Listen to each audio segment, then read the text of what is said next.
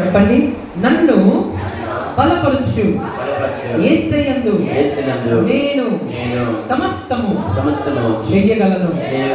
యేసయ్యందు నేను జయిస్తాను కానీ ఓడిపోను. యేసు రక్తమే నాకు విజయము. ఏ తెగులును నా గుడారమును సమీపించదు. నేను అనాథను కాను. యేసయ్య నన్ను ఎన్నడూ విడువడు ఎడబాయుడు.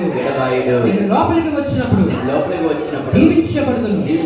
వెలుపలికి వెళ్ళినప్పుడు దీవించబడుదును. నాలో ఉన్న పరిశుద్ధాత్మ దేవుడు నాకు ఎదురయ్యే ప్రతి సమస్యలో నాకు జయమిచ్చును. ఆమేన్. నమ్మినవారు గట్టిగా చెప్పండి. హల్లెలూయా హల్లెలూయా హల్లెలూయా. మన దేవుడు సర్వము ఎరిగిన దేవుడు. మన దేవుడు సమస్తమును చుట్టుచున్న దేవుడు. ఆయన విశ్వసించే వారిని ఆయన మర్చిపోయేవాడు కాదు. ప్రజల ఒక పాట పాడుకొని అందరూ నాతో కలిసి దేవుని నామాన్ని కనపడతాం. అన్ని నామముల కన్నా పై నామము యేసుని నామము. ఎన్ని తరములకైనా ధనపరచదగిన శ్రీ యేసు నామము. అన్ని నామముల కన్నా పై నామము యేసుని నామము. ఎన్ని తరములకైనా ధనపరచదగినది నామము. యేసు నామము జయం జయము. సాతాను శక్తులు లయం లయము. యేసు నామము జయం జయము.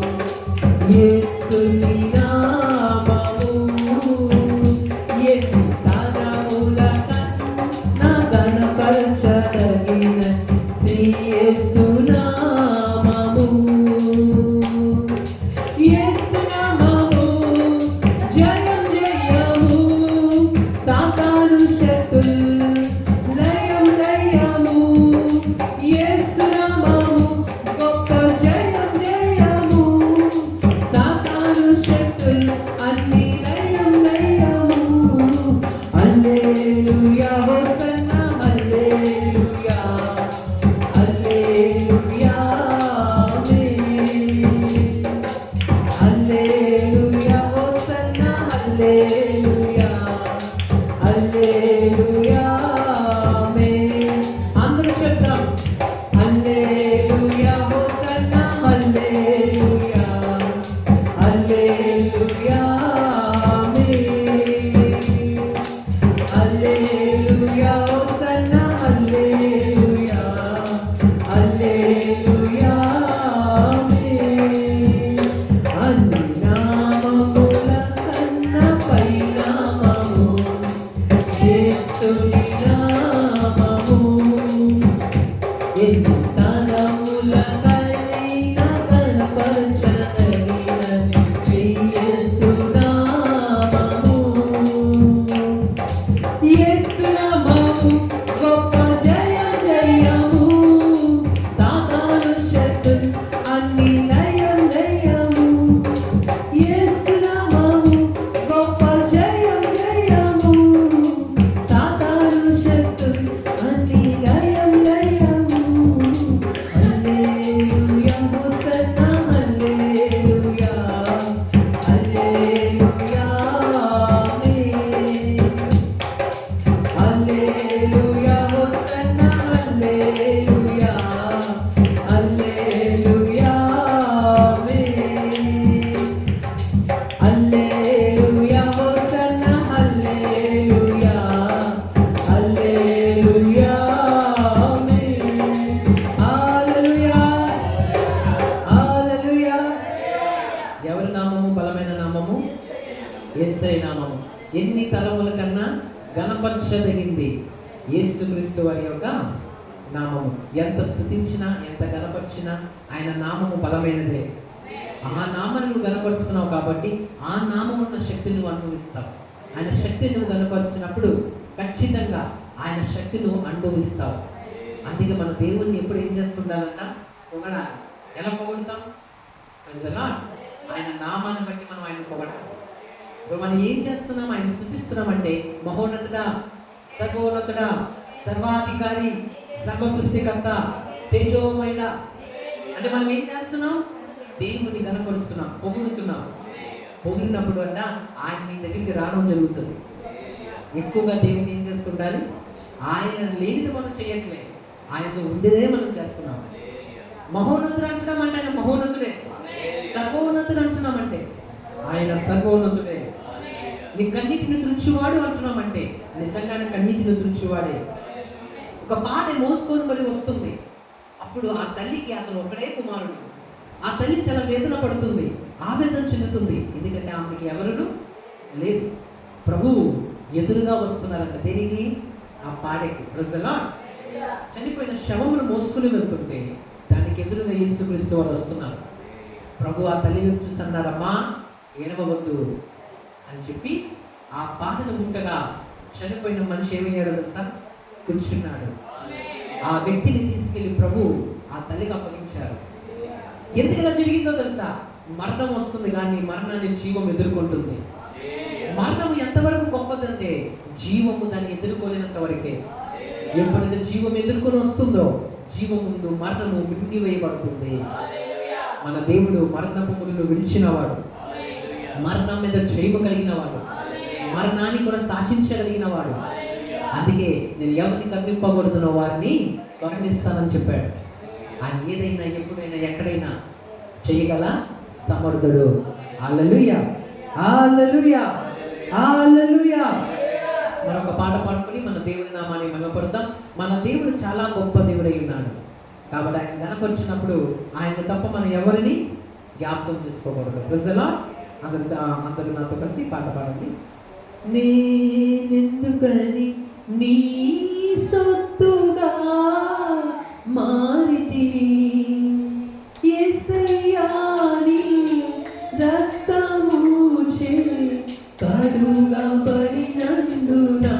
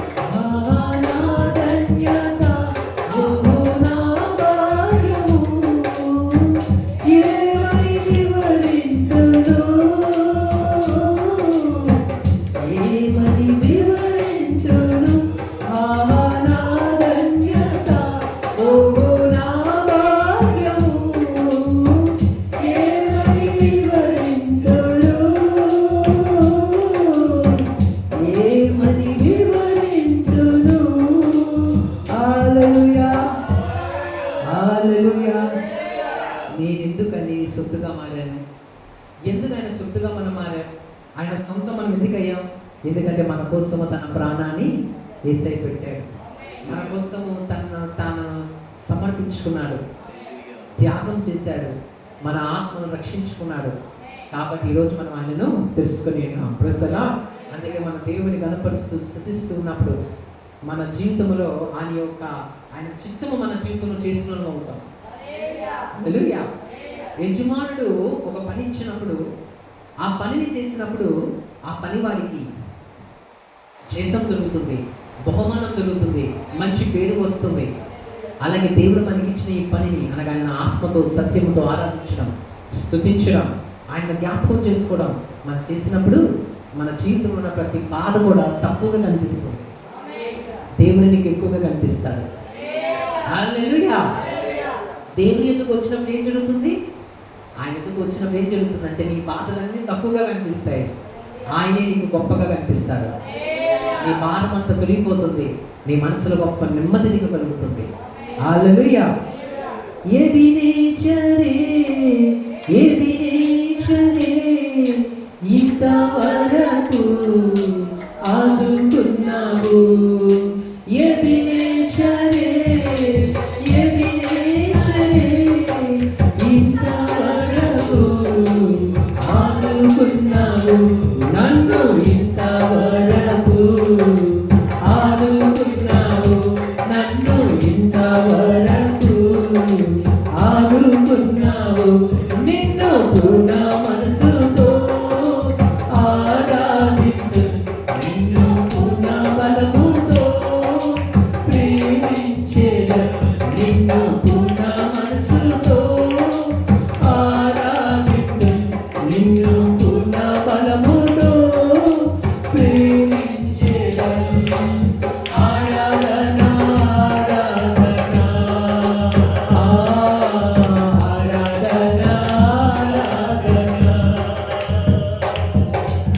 ఆరాధన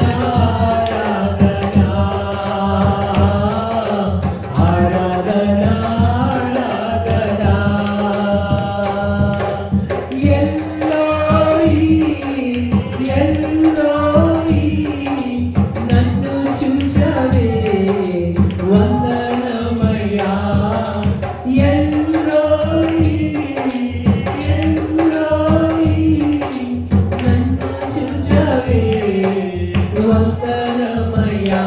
తండ్రి నన్ను చూసవే వందనమయ్యా. తండ్రి నన్ను చూసవే వందనమయ్యా. నిన్ను పూర్ణ మనసుతో ఆరాధించు. నిన్ను పూర్ణ బలముతో ప్రేమించెదను. నిన్ను పూర్ణ మనసుతో ఆరాధించు. నిన్ను పూర్ణ మనసుతో ప్రేమించెదను. ఆరాధన ఆరాధన ఆరాధన ఆరాధన అందరూ ఆరాధన ఆరాధన ఆరాధన ఆరాధన యెహోవా నిస్సి యెహోవా నిస్సి జయమిచ్చవే స్తోత్రమయ్యా. యెహోవా నిస్సి యెహోవా నిస్సి మాకు జయమిచ్చవే స్తోత్రమయ్యా. మాకు జయమిచ్చవే వందనమయ్యా. మాకు జయమిచ్చవే వందనమయ్యా. నిన్ను పూర్ణ మనసుతో ఆరాధించు. నిన్ను పూర్ణ శక్తితో ప్రేమించెదను. నిన్ను పూర్ణ మనసుతో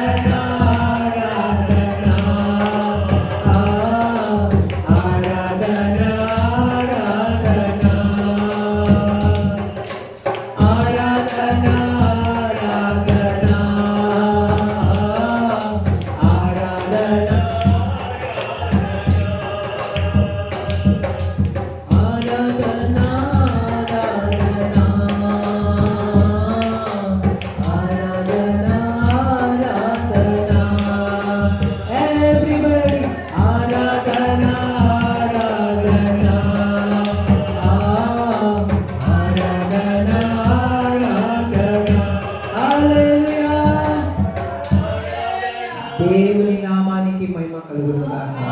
ఆమేన్. When we worship the Lord with the truth and spirit, we will receive His power in our lives. ఆయన ఆత్మతో సత్యంతో మనం ఆరాధిస్తున్నప్పుడు ఆయన యొక్క శక్తిని మన జీవితం మనం అనుభవిస్తాం. హల్లెలూయా. దేవుని గణపరచువాడు గొప్పవాడు. ప్రతికూల పరిస్థితిలో కూడా దేవుని ఆరాధించేవాడే నిజమైన ఆరాధకుడు. అన్ని బాగున్నప్పుడు కాదు, నీకు సమస్యలు ఉన్నప్పుడు, నీకు కన్నీళ్ళు ఉన్నప్పుడు, నీకు ఇబ్బందులు ఉన్నప్పుడు, నీ కష్ట సమయంలో నువ్వు దేవుని ఎప్పుడైతే ఆరాధిస్తావో అప్పుడు నీ జీవితంలో ఆశీర్వదించబడతావు. అన్నీ ఉన్నప్పుడు అందరూ ఆరాధిస్తారు. ఏమి లేనప్పుడు నువ్వేం చేయాలి? ఏమి లేనప్పుడు ఉపవాసం చేయడం గొప్ప విషయం కాదంట. అన్నీ ఉన్నప్పుడే ఉపవాసం చేయడం గొప్ప విషయం. ప్రజలా 2 భక్తులు ఉన్నారంట. 2 భక్తులే. ఒక భక్తుడు తెలివైన వ్యక్తి అనుకుని ఏం చేశాడంటే, ఇంట్లో ఏ ఆహారం లేనప్పుడు దేవా ఈరోజు నీకు ఉపవాసం ప్రకటిస్తున్నాను అన్నాడు. హల్లెలూయా. మరొక వ్యక్తికి అన్నీ ఉన్నాయి, వంటలన్నీ చేసుకున్నాడు, ఇంట్లో సమృద్ధి ఉంది. కానీ ఆ వ్యక్తి వచ్చేయమంటున్నాడు, ప్రభా నీకు ఉపవాసం. ఇద్దరిలో ఎవరు శ్రేష్ఠులో తెలుసా? ఏమీ లేనప్పుడు చేయడం మంచిదే కానీ అన్నీ ఉన్నప్పుడు నువ్వు నిన్ను సిద్ధపరచుకొని చేస్తావే, అది గొప్ప విషయం. హల్లెలూయా. దేవుని హృదయాన్ని చూసే దేవుడు. నువ్వు ఏమి చేసావో కాదు, ఎంత ప్రేమతో చేసావు, ఎంత భక్తితో చేస్తున్నావు, ఎంత శ్రద్ధతో చేస్తున్నావు, ఎంత విధితో చేస్తున్నావు.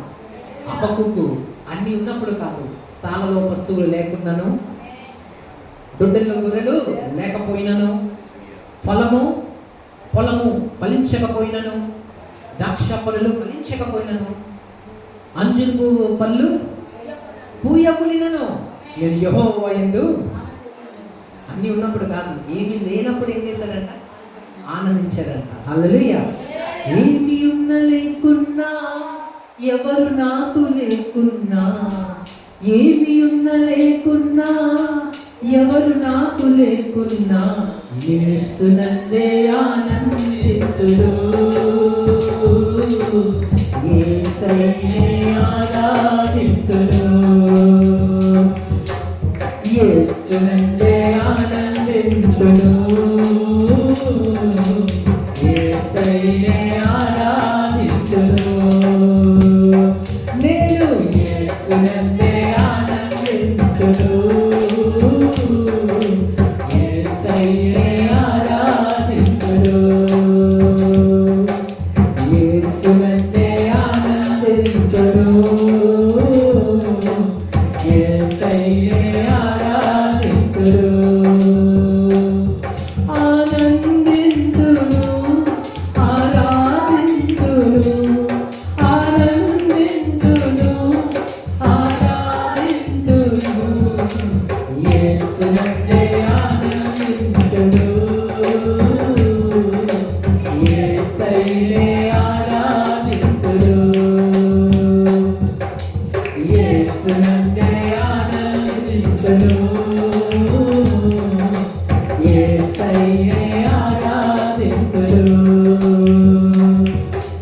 యేసునందే ఆనందింతుడు, యేసయ్యనే ఆరాధింతుడు. ఏమీ లేకున్నా, ఎవరు నాకు లేకున్నా, ఏమీ లేకున్నా, ఎవరు నాకు లేకున్నా, యేసునందే ఆనందింతుడు, యేసయ్యనే ఆరాధింతుడు. ఎవరిని? యేసునందే ఆనందింతుడు, యేసయ్యనే ఆరాధింతుడు, యేసునందే ఆనందింతుడు, యేసయ్యనే ఆరాధింతుడు, యేసునందే ఆనందింతుడు, యేసయ్యనే ఆరాధింతుడు. హల్లెలూయా. దేవుని నామానికి మహిమ కలుగును గాక. యేసు నామములో మీ అక్కర్లని తీరిపోవును గాక. యేసు నామములో మీరు పైకొచ్చుదురు గాక. యేసు నామములో మీ చదువులో మీరు పైకి వచ్చుదురు గాక. యేసు నామములో మీరు తలపెట్టిన ప్రతి పని దేవుని చిత్త ప్రకారం ఫలింపబడును గాక. యేసు నామములో మీ కన్నీరు తుడవబడును గాక. యేసు నామములో మీ అక్కరలు తీరిపోవును గాక. యేసు నామములో మీరు ఆశీర్వదింపబడుదురు గాక. యేసు నామములో మీరు తలగా మారిపోదురు గాక. యేసు నామములో మీరు బహు గొప్పవారుగా మారిపోదురు గాక. యేసు నామములో మీరు స్వస్థపరచబడుదురు గాక. యేసు నామములో మీరు బలపరచబడుదురు గాక. యేసు నామములో మీరు దీవించబడుదురు గాక. యేసు నామములో దేవుని యొక్క కృపాశ్యామములు మీ వెంట వచ్చును గాక. ఆమేన్. నమ్మిన వారు గట్టిగా చెప్పండి హల్లెలూయా. ఎప్పుడు దేవుని ఆరాధించాలి? ఎప్పుడు దేవుని ఆనందించాలి? ఏమి ఉన్నా లేకపోయినా నేను నిన్నే ఆరాధిస్తానని చెప్పాలి. Praise the lord. చెప్పండి ఒకసారి యేసయ్యతో అందరి చేతులెత్తాం. యేసయ్యా, ఏమి ఉన్నా ఏమి లేకపోయినా నువ్వు ఉన్నావు కాబట్టి నిన్ను బట్టి నేను ఆనందిస్తాను, నేను సంతోషిస్తాను. ఆమేన్. ఆ మాట చెప్తే యేసయ్య చాలా సంతోషంగా ఉంటాడు. హల్లెలూయా, హల్లెలూయా. నువ్వు తెల్లగా ఉన్నావా, నల్లగా ఉన్నావా, నువ్వు ఎత్తుగా ఉన్నావా, నువ్వు బాగా చదువుకున్నావా, ఇది చూసే దేవుడు కాదు. ఇవేమైనా చూడడు. అవి చూడడు కాబట్టి వాటి కోసం చెప్పలేదు. ఎప్పుడైనా దేవుడు అక్కడ రాసి పెట్టారా నువ్వు తెల్లగా ఉంటేనే నాకు ఇష్టమని? హల్లెలూయా. లేదా నువ్వు ఎత్తుగా ఉంటే నాకు ఇష్టమని అన్నారా? ఎప్పుడైనా నువ్వు ఇంత చదువుకుంటేనే నువ్వు నా దగ్గరికి రాణిస్తానన్నారా? అవేం అనలేదు. ఎందుకంటే అవి చూచువాడు కాదు, మనుషులకి వాటిని ఇచ్చేవాడు కూడా ఆయనే. ఆయన హృదయమును మాత్రమే చూస్తాడు. మనిషి పై రూపాన్ని లక్ష్య పెట్టును కానీ యెహోవా ఆంతర్యమును హృదయమును లక్ష్య పెట్టుతాడు. నువ్వు మనసారా నీ హృదయంలో ఉండే అంతరంగములో నుంచి నువ్వు పాడుతూ స్తుతిస్తూ ప్రార్థిస్తూ ఉంటే చాలు, దేవుడు దాన్ని చూసి ఎంతో సంతోషిస్తాడు. హల్లెలూయా. అంటే మీరు చూసారా, యేసయ్య పుట్టినప్పుడు ధనవంత ఇంట్లో పుట్టలేదు, కోటంలో పుట్టలేదు. ఆయన రాజుల గృహాల్లో పుట్టచ్చు, రాజుల యొక్క వంశములలో పుట్టచ్చు, ఒక రాజుగా కూడా ఆయన పుట్టచ్చు. కానీ ఆయన ఎలా పుట్టాడో తెలుసా? బీదవాడుగా చిన్న ఇంట్లో పుట్టాడు. కారణం ఏంటి? ఎందుకు పుట్టాడు అలాగా?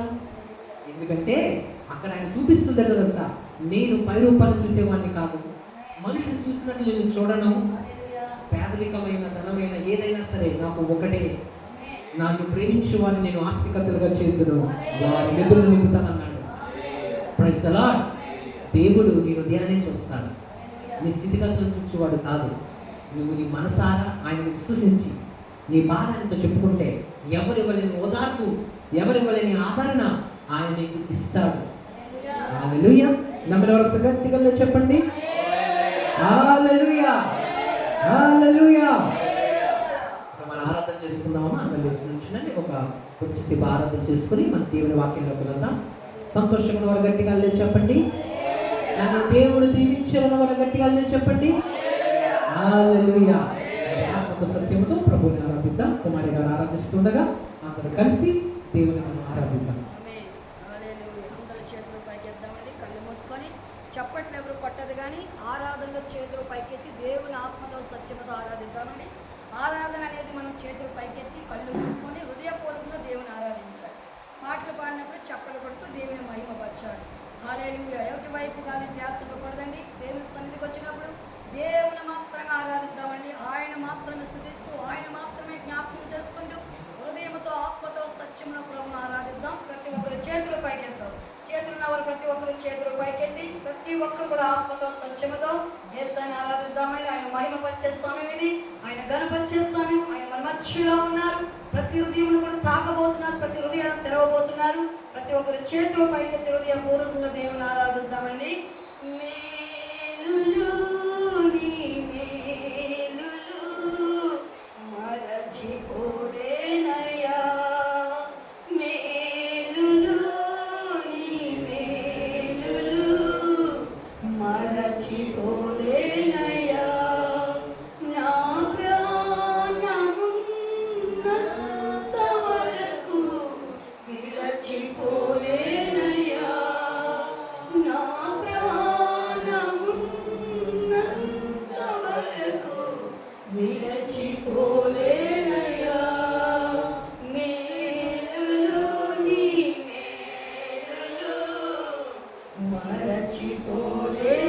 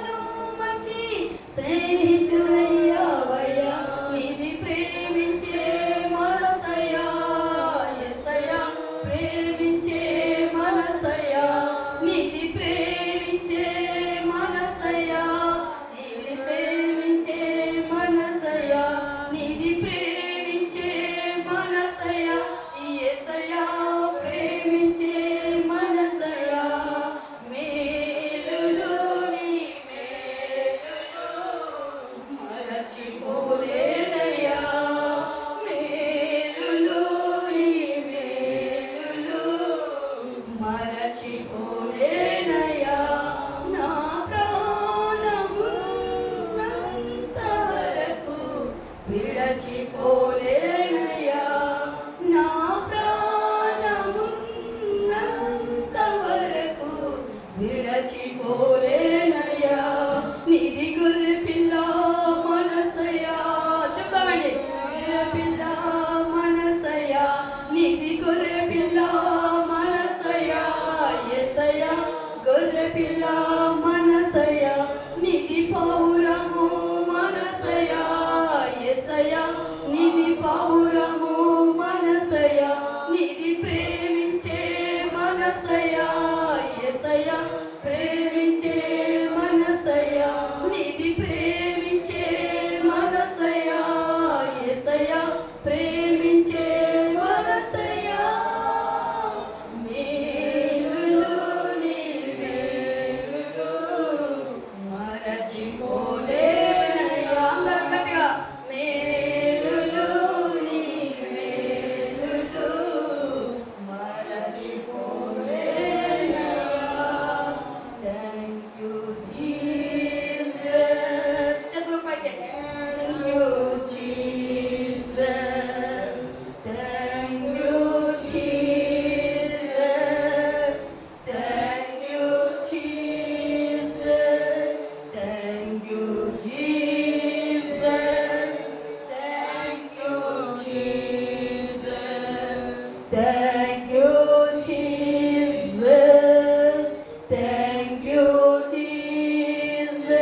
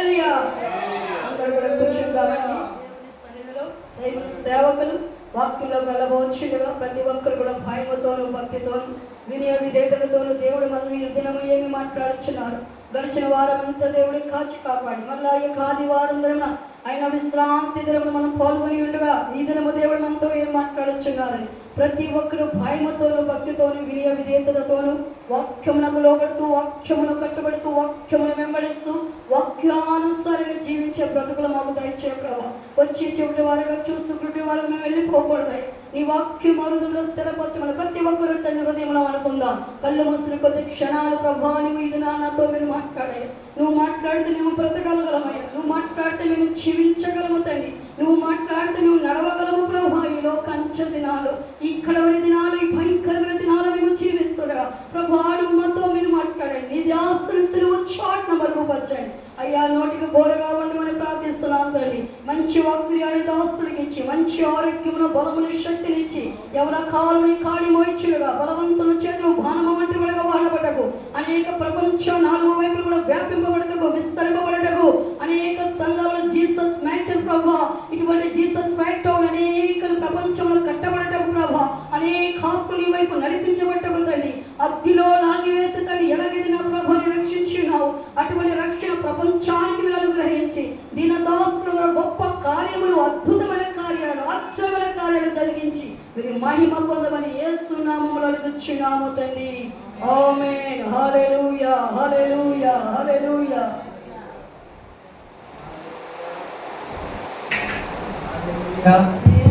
హల్లెలూయా. యేసుక్రీస్తు వారి ప్రశస్తమైన నామములో మీ అందరికీ నా హృదయపూర్వక వందనాలు. Praise the lord. God bless you. దేవుడు మనందరిని దీవించును గాక. ఆమేన్. దేవుని వాక్యం వినడానికి రెడీగా ఉన్నవారు గట్టిగా చెప్పండి hallelujah hallelujah. Today's topic is love your enemies. ఈరోజు వాక్య సందేశము నీ శత్రువులను ప్రేమించుట. Praise the lord. శత్రువులను ప్రేమించుట. దేవుని వాక్య లేఖనం నుంచి పరిశుద్ధాత్మ దేవుడు మనతో మాట్లాడను గాక. ఆమేన్. శత్రువులను మనం ప్రేమించాలా? శత్రువుల కోసం దేవుడు ఏం చెప్తున్నారు?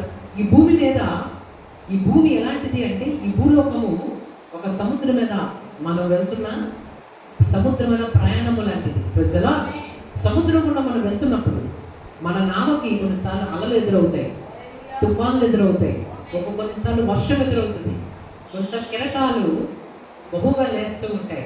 అయినప్పటికీ కూడా మన ప్రయాణాన్ని మనం ఆపకూడదు. ఎన్ని పోరాటాలు ఎదురైనా సరే మనము అద్దరికి చేరేంత వరకు కూడా మనం ఏం ఆపకూడదు? మన పోరాటాన్ని మన ప్రయాణాన్ని మనం ఆపకూడదు. ఎందుకని? ప్రయాణాన్ని ఆపితే సముద్రంలో ఉండిపోతాం కాబట్టి. దానికి చేరాలంటే, ఒడ్డుకు చేరాలంటే, మనం అనుకున్న గమ్యానికి మనం వెళ్ళాలంటే ఖచ్చితంగా మనం ఏం చేస్తూ ఉండాలి? మన ప్రయాణాన్ని కొనసాగిస్తూనే ఉండాలి.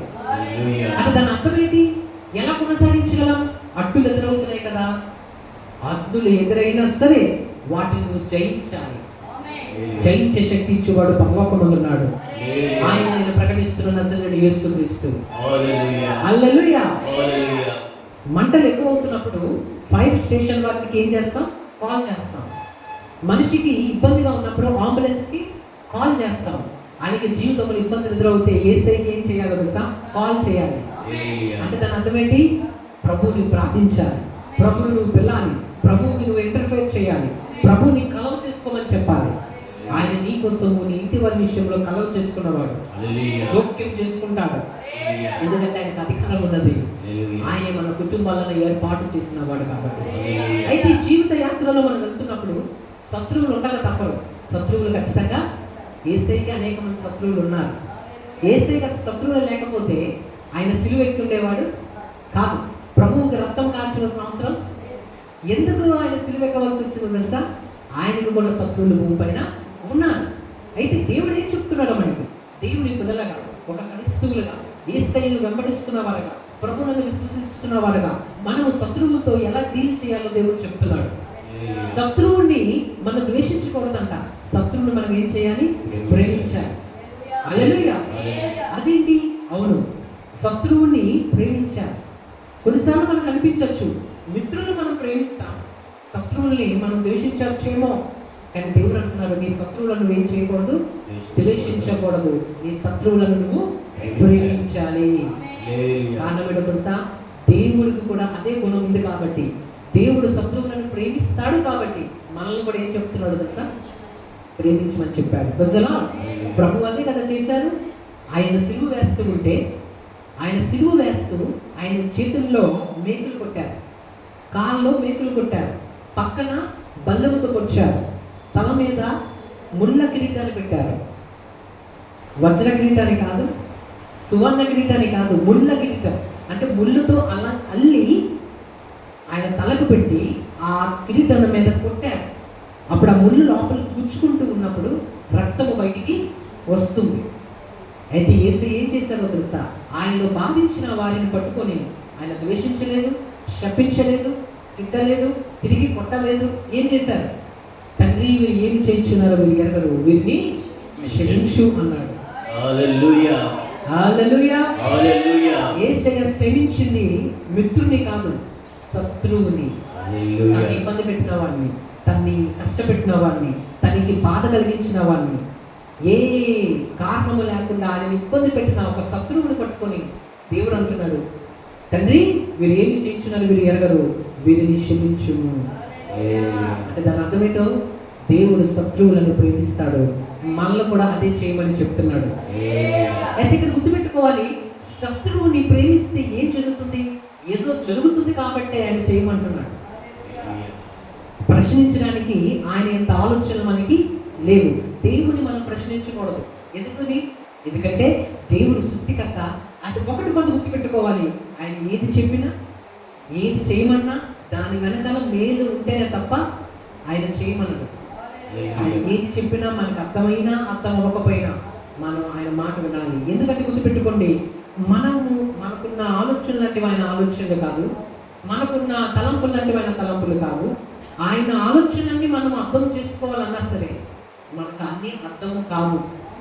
ఎందుకంటే ఆయన యొక్క జ్ఞానం చాలా గొప్పది మన జ్ఞానం ముందు, ఆయన యొక్క తెలివి చాలా గొప్పది మన తెలివి ముందు, ఆయనకున్న బలం చాలా గొప్పది మన బలం ముందు, ఆయనకున్న వివేకం చాలా గొప్పది మన వివేకం ముందు. మనకు అర్థం కాని విషయాలు ఆయన అర్థం చేసుకుంటాడు. హల్లెలూయా. మీరు కూడా గమనించండి, మన ఇంట్లో చంటి పిల్లలు ఉన్నప్పుడు చంటి పిల్లలు ఆలోచించినట్లు మనము ఆలోచించాం. చంటి బిడ్డ ఆ చాక్లెట్ దొరకకపోతే ఇంకా జీవితంలో సమస్తము కోల్పోయినట్లు ఏడుస్తాడు. కానీ పెద్దవాళ్ళకి ఏడుస్తామా? ఒక చాక్లెట్ లేకపోతే ఏమైంది అనుకుంటాం. ప్రజలా ఎందుకు? కారణం ఏంటి? చిన్న బిడ్డకున్న ఆ తలంపులు వేరు, పెద్దవాళ్ళకున్న తలంపులు వేరు. చిన్నపిల్లలు ఆలోచించిన విధానం వేరు, మనం ఆలోచించే విధానము వేరు. హల్లెలూయా. చిన్నపిల్లలు వేగ భయపడతారు, పెద్దవాళ్ళు అంత వేగ భయపడతారు. ఎందుకని? పెద్దవారికి అనుభవం ఉంటుంది, పెద్దవారికి ఆలోచనలు ఎక్కువ ఉంటాయి, పెద్దవారికి జ్ఞానం ఎక్కువ ఉంటుంది. అవునా కదా? మనవడు భయపడినట్లు తాత భయపడడు, కొడుకు భయపడినట్లు తండ్రి భయపడడు, కుమార్తె భయపడినట్లు తల్లి భయపడదు. కారణం ఏంటంటే పెద్దవారికి చిన్నవారికి ఉన్న ఆలోచన విధానము వేరు. అలాగే దేవుడికి మనం పిల్లలమై ఉన్నాం, దేవుడు ఆలోచించే విధానము వేరు, మనం ఆలోచించే విధానము. మనం అన్నిటికీ భయపడతామేమో, దేవుడు అన్నిటికీ భయపడేవాడు కాదు. అందుకే ఆయన చెప్తాడు, భయపడకు. దేవుని పిల్లలు సముద్రం మీద వెళ్తున్నారు. సముద్రం మీద వెళ్తుంటే ఏం జరిగింది? ఒక భయంకరమైన తుఫాను వచ్చింది. పెద్ద తుఫాను ముందు చిన్న దోణి వెళ్తుంది. దోణేమో చిన్నది, తుఫానేమో చాలా చాలా పెద్దది. ఆ తుఫాను వస్తున్నప్పుడు శిష్యులు ఏం చేశారో తెలుసా? యేసయ్యకు 12 మంది శిష్యులు ఉండేవారు. 12 మంది శిష్యులు. ఈ 12 మంది ఆ తుఫాను చూసి, ఆ సముద్రాన్ని చూసి కంగారు పడిపి భయపడిపోయారు. యేసయ్య కూడా అదే దోణిలో వారితోనే ఉన్నారు. యేసయ్య ఏం చేస్తున్నారు? ఆయన మౌనంగా ప్రశాంతంగా పండుకొని ఉన్నాడు. ఇక్కడ మీరు అర్థం చేసుకోవాలి, శిష్యులు యేసయ్య ఒకే దోణిలో ఉన్నారు, కానీ శిష్యులు ప్రవర్తించే విధానం వేరు, యేసయ్య ప్రవర్తించిన విధానం వేరు. శిష్యులేమో భయపడుతున్నారు, యేసయ్య చాలా ధైర్యంగా ఉన్నారు. శిష్యులేమో కంగారు పడిపోతున్నారు, యేసయ్య ప్రశాంతంగా ఉన్నారు. కారణం ఏమై ఉంటుంది? శిష్యులకున్న ఆలోచనలు లాంటివి ఆయన ఆలోచనలు కావు. శిష్యుల కంటే చాలా గొప్పవాడు. శిష్యులు అనుకుంటున్నారు ఇంకా మనం మునిగిపోతాం, మన పని అయిపోయింది అని వాళ్ళు అనుకుంటున్నారు. కానీ యేసయ్య అనుకుంటున్నారు, ఈ తుఫాను ఏమీ చెయ్యలేదు, నేనుండగా ఈ తుఫాను ఏమి చేయగలదు అని ప్రభు అక్కడ అనుకుంటున్నారు. అయితే శిష్యులు కంగారు పెట్టారు, యేసయ్యని లేపారు.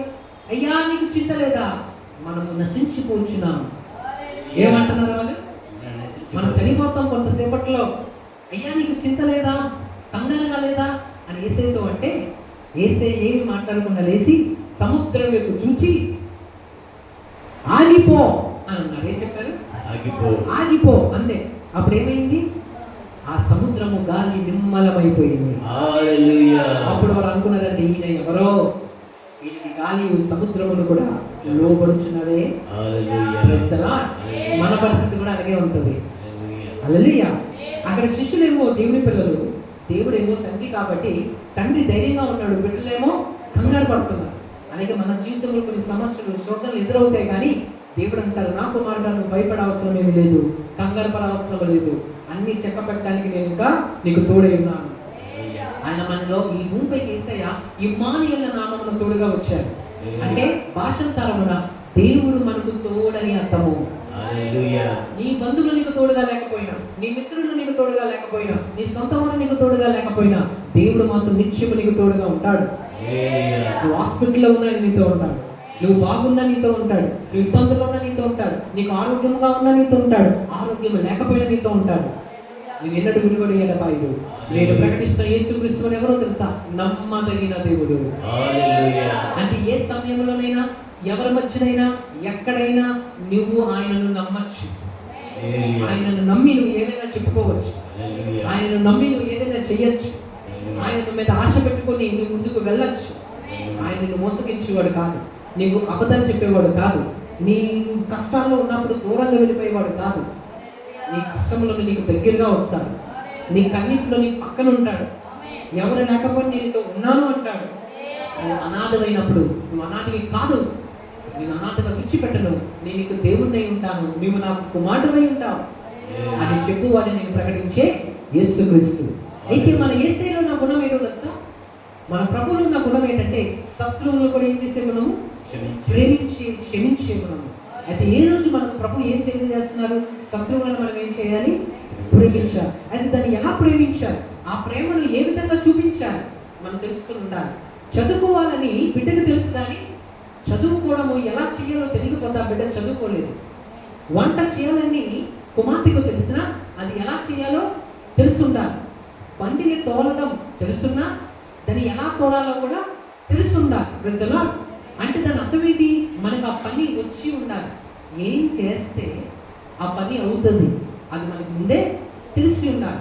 ఇప్పుడు శత్రువులను ప్రేమించమని దేవుడు చెప్తున్నాడు, కానీ ఎలా ప్రేమించాలి, ఏ విధముగా ప్రేమించాలి, ఎలా ప్రేమిస్తే దేవుని దృష్టిలో ప్రేమించడం మనం అవుతాం, ఇది మనకు తెలిసి ఉండాలి. Praise the Lord. అయితే వాక్యం ఏం సెలవిస్తుందో మనం చూద్దాం. సామెతల గ్రంథము 25వ అధ్యాయము 21వ వచనం. సామెతల గ్రంథం 25వ అధ్యాయం 21వ వచనం. హల్లెలూయా. ఆకలిగొనిన ఎడల వానికి భోజనము పెట్టుము, దప్పిగొనిన ఎడల వానికి దహమిమ్ము. అట్లు చేత వాని తల మీద నిప్పులు గొప్పగా పోయినవు. యెహోవా అందుకు హల్లెలూయా. హల్లెలూయా. ఏం చెప్పాలంటే మరి చదవండి అదే వచనంలో, నీ పగవాడు ఆకలి కొన్ని ఎడల వానికి భోజనము పెట్టము. వానికి భోజనము పెట్టము. పగవాడు ఎట్టి చెప్పండి. నీ పగవాడు. పగవాడు అంటే ఎవరు? నీ మీద పగ పెట్టుకునేవాడు. ఇలాగ అయిపోవాలి, వీడికి ఇలా నా కీడు చేయాలి, వీడికి ఇలాగా ఇబ్బంది పెట్టాలి అని నీ కీడును కోరేవాడు. నీ మేలును కోరేవాడు కాదు, నీ కీడును కోరేవాడు. నీ పగవాడు ఆకలి కొనిన ఎడల వాడికి ఏం పెట్టాలంట? భోజనము పెట్టము. అది యేసే మనకు నేర్పిస్తుంది. అంటే నీ శత్రువు అని అర్థం. పగవాడు అంటే ఎవరో కాదు, శత్రువు. శత్రువు మంచి కోరుతారా, కీడు కోరుతారా? కీడే కోరుతాడు. మనం ఇప్పుడు పడిపోవాలను, లేదా పడిపోవాలను, నాశనం అయిపోవాలను అనుకుంటాడు. ఎవరు? శత్రువు. ప్రభు చెప్తున్నారు, ఒకవేళ నీ జీవితంలో అలాంటి శత్రువు ఉంటే నీకు ఒక మంచి అవకాశం ఏం చేయడానికి? దేవుని చిత్తం చేయడానికి, దేవుని దగ్గర మార్పులు కొట్టేయడానికి నీకు అవకాశం ఇస్తున్నాడు దేవుడు. శత్రువు చూసి ఇబ్బంది పడకు, దానిని ఎలా వాడుకోవాలో నువ్వు నేర్చుకో. హల్లెలూయా. శత్రువు నీ ముందు ఉంటే, ఒకవేళ నీ ఇబ్బంది పెట్టిన వాడు ఎవరైనా ఉంటే అది ఎక్కడైనా ఉండొచ్చు. కొన్నిసార్లు బంధువుల్లో ఉంటారు, కొన్నిసార్లు మిత్రుల్లో ఉంటారు, కొన్నిసార్లు నీ ఇంటి పొరుగునే ఉంటారు, కొన్నిసార్లు నువ్వు పనిచేసే స్థలంలో ఉంటారు, కొన్నిసార్లు నువ్వు చదువుకునే స్థలంలో ఉంటారు. వారు ఎవరైనా, వారు ఎక్కడున్నా సరే దేవుడు చెప్తున్నాడు, నీ పగవాడు ఆకలి గురిన ఎడల వానికి ఏం పెట్టాలి? భోజనము పెట్టము. భోజనము పెట్టాలి. దప్పిగొని ఎడల దప్పిగొనిన ఎడల వానికి దాహమేమో. ఏంటి ఇవ్వాలి? దప్పిగొంటే వాడు దాహంతో బాధపడితే చూసి వదిలేకు. వీడు నా శత్రువు కాబట్టి వీనికి నేను సాయం చేయను, వీరితో నాకు ఇంకా సంబంధం లేదు అనుకోకు. వానికే నువ్వు వెళ్ళి సాయం చేయమంటున్నాడు. అదే ప్రేమించడం అంటే. అంటే దాని అర్థమేంటి? నీ స్నేహితుడికి అన్నం పెట్టని ప్రభు చెప్పలేదు. ప్రభు ఏం చెప్పారు? నీ పగవాడు ఆకలి గురిన ఎడల వానికి ఆహారము పెట్టుము, దప్పిగున్న ఎడల వానికి దాహమిమ్ము. అట్లు చేత చేత వాని తల మీద నిప్పులు కుప్పగా పోయేదు. నిప్పులు ఎలా పోస్తావు? కుప్పగా పోయేదు. కుప్పగా పోస్తావు అంటే దాని అర్థం ఏంటి? నిప్పులు కుప్పగా పోయడం అంటే నిప్పులు పోయడం కాదు. అంటే నిప్పులు ఎవరి మీద అయితే వేయబడతాయో వాళ్ళు పూర్తిగా దాన్ని మునిగిపోతారు. నిజమా? అంటే నువ్వు చేసే మేలు ఎలా కనిపిస్తుంది అంటే వాళ్ళలో వాడిని ఒక విధంగా మెంట్ అయిపోయినట్లు చేస్తుంది, వాడిని కడిగిపోయినట్లు చేస్తుంది నీ ప్రేమ. అంటే నీ శత్రువు నీకు కీడు చేస్తున్నప్పుడు వాడికి నువ్వు మంచి చేస్తున్నావు అనుకో, వాడు ఏమనుకుంటాడు? నేను ఇంత కీడు చేస్తున్నా, వీళ్ళు నాకు ఎంతో మేలు చేస్తున్నారని వాళ్ళ హృదయము కరిగిపోతుంది. వాడు కఠినుడైనా సరే మెత్తని స్వభావంగా మారిపోతాడు, నీ ముందు బలహీనుడిగా మారిపోతాడు. నేను ఎదిరించాలనుకున్న వాడు నేను ప్రేమించడం మొదలు పెడతాడు. అందుకే దేవుడు చెప్పారు, నీ శత్రువును చూసి నువ్వు శత్రుత్వం చూపించద్దు, వాడిని ప్రేమించు. ఎలా ప్రేమించాలి? వాళ్ళ ఆకలితో ఉన్నారని నీకు తెలిస్తే, పెట్టే స్తోమత నీకు ఉంటే నువ్వు వెనక నీ చేతిని పెట్టద్దు, నువ్వు వెళ్ళి ఇచ్చి వానికి కొంచెం అన్నం పెట్టు. దప్పికతో ఉంటే వానికి దాహమేము. అంటే దాని అర్థం ఏంటి? శత్రువు యొక్క అవసరతలను తీర్చు అని అర్థం. మొదటి పాయింట్, శత్రువుని ఎలా ప్రేమించాలంటే ఒకటి, మనము వారి అవసరతలను తీర్చాలి. అంటే వాళ్ళు ఏ కొదువులో ఉన్నారు, ఏ అక్కరలో ఉన్నారు నీకు తెలిసినప్పుడు, చేసే స్తోమత నీకు ఉన్నప్పుడు శత్రువైన సరే ఏం చేయాలి? వానికి ఆ అవసరతలు తెచ్చాలి. వాళ్ళ ఆకలితో ఉన్నప్పుడు నువ్వు అన్నం పెట్టగలవు, దేవుడు నీకు పెట్టే స్థాయిలో పెట్టాడు, నువ్వేం చేయి? కొంచెం అన్నం వానికి పెట్టు. వాడు దాహంతో ఉన్నాడు, చూసి పట్టించుకోకుండా వెళ్ళిపోవద్దు. వానికి కొంచెం దాహం ఇవ్వు, నీకు తాగమని చెప్పు, భయపడుకు నేను ఉన్నానులే అని చెప్పు. తెలుసా? అలాగ నువ్వు ప్రేమించగలిగితే యేసయ్య యొక్క చిత్తాన్ని మనము మన జీవితంలో చేసుకుని ఉంటాం. తెలుసా? అది ఒకటో పాయింట్ కింద మనం చూసాం. రెండో విషయం, మత్తయి సువార్త 5వ అధ్యాయం 44వ వచనం. మత్తయి సువార్త 5వ అధ్యాయం 44. నేను మీతో చెప్పుచున్నదేమనగా మీరు పరలోకమందున్న మీకు కుమారులై తండ్రికి కుమారులై ఉన్నట్లు మీ శత్రువులను ప్రేమించుడి, మేము హింసించే వారి కొరకు. అది ప్రసలా హింసించే వారి కొరకు ఏం చేయాలంట? ప్రేయర్ చేయాలి. చెప్పండి, ఏం చేయాలంటో పాటు శత్రువులను ప్రేమించడం అంటే ఏం చేయడం? వారి పేరేంటో మీరు ప్రభుతో చెప్పాలి. ఎవరితో చెప్పద్దు, వారిని కూడా ఏమన్నద్దు. వారి కోసం మీరు ఏం చేయండి? ప్రేయర్ చేయండి. అంటే ఏంటి? ప్రభా, పలాని సోదరుడు పలాని సోదరి వీళ్ళు మాకు ఇబ్బంది పెడుతున్నారు, పరిస్థితి ఎలా ఉందని నేను ఎవరితో చెప్పుకోవాలి? దేవునితో చెప్పుకోవాలి. యోసేపు అదే పని చేశారు. యోసేపుకి శత్రువుడు ఎవరో తెలుసా? ఎవరు? సొంత అన్నయ్యలు. యోసేపుకి శత్రువులు ఎవరు? సొంత అన్నయ్యలు. ఎందుకు శత్రుత్వం పెరిగిపోయింది? దేవుడు ఒక మంచి విషయాన్ని యోసేపుకు తెలియజేశాడు. అప్పుడు ఏమైంది?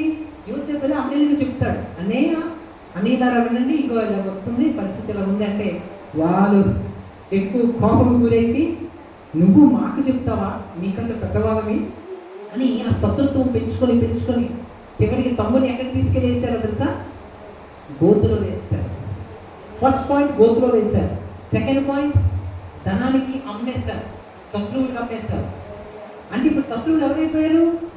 సొంత అన్నీలే, అంటే సొంత బంధువులే, సొంత ఇంటివారే యోసేపుకి శత్రువులు అయిపోయారు, నమ్ముకున్నారు. ఇప్పుడు ఈ పరిస్థితి ఏమవుతుంది? హల్లెలూయా. ఇలాగ అమ్మేసుకుని వెళ్ళిన తర్వాత యోసేపు దేవుడి మీద ఆధారపడి ప్రార్థన చేశాడు. ఎవరి కోసం? అన్నీల కోసం, అంటే శత్రువుల కోసం చేశాడు. అందుకని అన్నీల శత్రువులు కదా. ఇప్పుడు ఎవరి కోసం ప్రార్థన చేశాడు? అన్నీల కోసం చేశాడు, అంటే శత్రువుల కోసం చేశాడు. ప్రభా, మరి నా అన్నదమ్ముల పరిస్థితి ఎలా ఉంది, మా అన్నీలు ఏం చేశారు, నన్ను శత్రువులు అయిపోయి నాకు ఇబ్బంది పెట్టారు ప్రభా, ప్రార్థన చేశాడు. ఇంతలో ఏం జరిగింది? సుమారు 13 ఏళ్ళు కలిసాయి. 13 ఏళ్ళ వరకు అన్ని ఇలాగే ఉన్నారు. యోసేపు ఇలాగే ఉన్నాడు. అంటే 13 ఇయర్స్. చెప్పండి ఎన్ని సంవత్సరాలు? 13 సంవత్సరాలు. ఏమి జరిగినట్లు కనిపించలేదు. కానీ దేవుడు ప్రార్థన వినలేదన్నా కాదు, ప్రార్థన విన్నాడు. ఆయన అన్నిటిని సిద్ధం చేస్తున్నాడు. Praise the Lord. అప్పుడు ఏం జరిగింది? 30 ఏళ్ళు యోసేపుకి వచ్చినప్పుడు, అంటే అతను 17 సంవత్సరంలో కల వచ్చింది. దాని తర్వాత కష్టాలు వచ్చాయి. ఎన్ని సంవత్సరాలు? 13 సంవత్సరాలు కష్టాలు వచ్చాయి. కరెక్ట్గా 30 ఏళ్ళు వచ్చినప్పుడు అతన్ని దేవుడు హెచ్చించడం స్టార్ట్ చేస్తాడు. హల్లెలూయా. దేవుడు అతను హెచ్చించి దీవిస్తే అప్పుడు అన్నలున్న స్థలంలో కరువు వస్తుంది. కరువు వచ్చినప్పుడు ఈ తమ్ముడు ఎక్కడైతే ఉన్నాడో అక్కడికి వీళ్ళు వస్తారు. దేనికోసం? ఆహారం కొనుక్కోవడానికి. ఎందుకంటే వాళ్ళ దగ్గర ఏం పండవు, అన్నీ ఎండిపోయి ఉంటాయి. కరువు ఎక్కువైపోతుంది వాళ్ళు ఉన్న దేశంలో. తమ్ముడిని ఏ దేశంగా చంపేశారో ఆ దేశం వస్తారు. ఎవరు? అన్నీ. కానీ వాస్తవం ఏంటంటే అన్నికి తెలీదు ఏ దేశంలోకి వీళ్ళు వెళ్తున్నారో ఆ దేశానికి అధికారిగా దేవుడిగా తన తమ్ముడినే చేశారన్న విషయం వీరికి తెలియదు. ఎందుకంటే తమ్ముడిని ఎలా అమ్మేశారు? ఒక బానిసగా అమ్మేశారు. బానిస బ్రతుకు బతికిన వాడు ఎక్కడైనా రాజు అవుతాడా? బానిసగా బతికిన వ్యక్తి ఎక్కడైనా చక్రవర్తి అవుతాడా? అవడు కదా. సో ఏదో కూలి పని చేసుకున్నాం, ఏదో పని చేసుకుని బతుకుతున్నాడు ఏమోలే అనుకుని ఉన్నారు. కానీ వాళ్ళ తమ్ముడు అక్కడ అధికారి అయి ఉన్నాడనే విషయం వీళ్ళకి తెలియదు. మౌనంగా వస్తారు. వచ్చిన తర్వాత అడిగితే ఎదురుగా వాళ్ళ తమ్ముడే కూర్చుంటాడు. అయితే తమ్ముడిని వీళ్ళు పోల్చుకోలేకపోతారు, కానీ తమ్ముడు వీళ్ళు మాత్రం పోల్చుకుంటాడు. ఎందుకంటే తమ్ముడు చిన్నప్పుడు అమ్మేశారు, ఇప్పుడు పెద్దోడు అయిపోయాడు, కానీ ముఖ రూపం మారిపోయింది. కానీ అన్నీళ్ళు అంతే ఉన్నారు. మీకు అప్పటికే వాళ్ళు పెద్దవాళ్ళు కాబట్టి ఓళ్ళు అయ్యారు, కానీ వాళ్ళ ముఖ రూపం ఏమి కాబట్టి చూశాడు. నా అన్నీళ్ళ ఉన్నానని నన్ను గ్రహించాడు. ప్రజలా వెంటనే మనసులో అనుకున్నాడు, వీడు స్వయంగా నా అన్నీలే. తన సైనికులకి చెప్పాడు. సైనికులు వివరం అంతా తెలుసుకున్నారు. అడ్రస్, వాళ్ళ పేర్లు, ఎక్కడి నుంచి వచ్చారు, ఏమై ఉన్నారు, ఎన్ని మంది పిల్లలు, ఎన్ని మంది అన్నదమ్ముళ్ళు, అన్నీ కూడా ఇతని కుటుంబం యొక్క ఇంటి పేరు అన్నీ కలిసిపోతున్నాయి. యోసేపుకి అర్థమైపోయింది, వీళ్ళు నా సొంత అన్నీలే, అంటే నా శత్రువులే. Praise the lord. అయితే యోసేపు ఏం చేశాడు? ఇప్పుడు అతని దగ్గర అధికారం ఉంది, అతని దగ్గర బలం ఉంది, అతని దగ్గర సైనికులు ఉన్నారు. ఇప్పుడు వాళ్ళు ఒక్కొక్కరిని పట్టుకుని చెరసాలలో వేయించగలరు, కానీ ఒక్కరిని కూడా చెరసాలలో అతను వేయించలేదు. అది దేవుని గుణం. కీడుకు ప్రతికీడు చేసేది దుష్టుని గుణం, కీడుకు మేలు చేసేదే దేవుని గుణం. యోసేపు దేవుని ప్రతినిధిగా, దేవుడు ఎలాగైతే అక్కడ యేసయ్య ఉండి ఎలా ప్రవర్తిస్తారో యోసేపు కూడా అలాగే ప్రవర్తించాడు. అంటే తన అన్నీళ్ళు పట్టుకొని, మీరు నాకు ఇబ్బంది పెట్టారు, మీరు నన్ను కష్టపెట్టారు కాబట్టి ఇప్పుడు మిమ్మల్ని నేను కష్టపెడతానని అనలేదు యోసేపు. కానీ యోసేపు ఏం చేశాడు? వాళ్ళని క్షమించి ప్రేమించి వాళ్ళని వదిలేశాడు. వాళ్ళు పోషించాడంట. ఎవరు?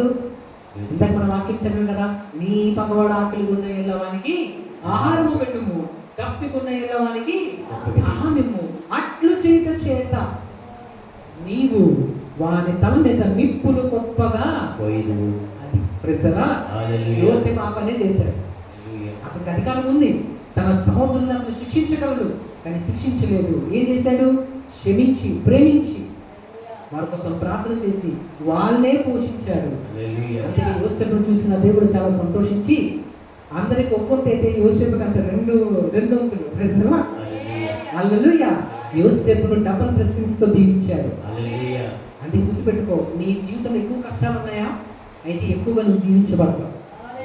నేను అనొచ్చు, ఏంటి మా యొక్క బంధువులలో ఎవరికైనా కష్టాలు లేవు, నాకు మాత్రమే అందరికంటే ఎక్కువ కష్టాలు ఉన్నాయంటే నీ బంధువులు అందరికంటే దేవుడిని ఏదో గొప్ప స్థాయికి తీసుకెళ్ళిపోతున్నారు అని అర్థం. హల్లెలూయా. అందరికంటే నువ్వు ఎక్కువ ఇబ్బంది పడుతున్నావు అంటే అందరికంటే పైవాడుగా ఉంటావు. అది దేవుడు అన్యాయస్తుడు కాదు. నీకు ఇన్ని బాధలు వస్తుంటే చూస్తూ ఊరుకోవడానికి ఆయన అన్యాయస్తుడు కాదు. నువ్వు పడిన ప్రతి బాధ వెనకాల ఆయన ఒక ఆశీర్వాదాన్ని ముడిపెడతాడు, తప్పక దీవిస్తాడు.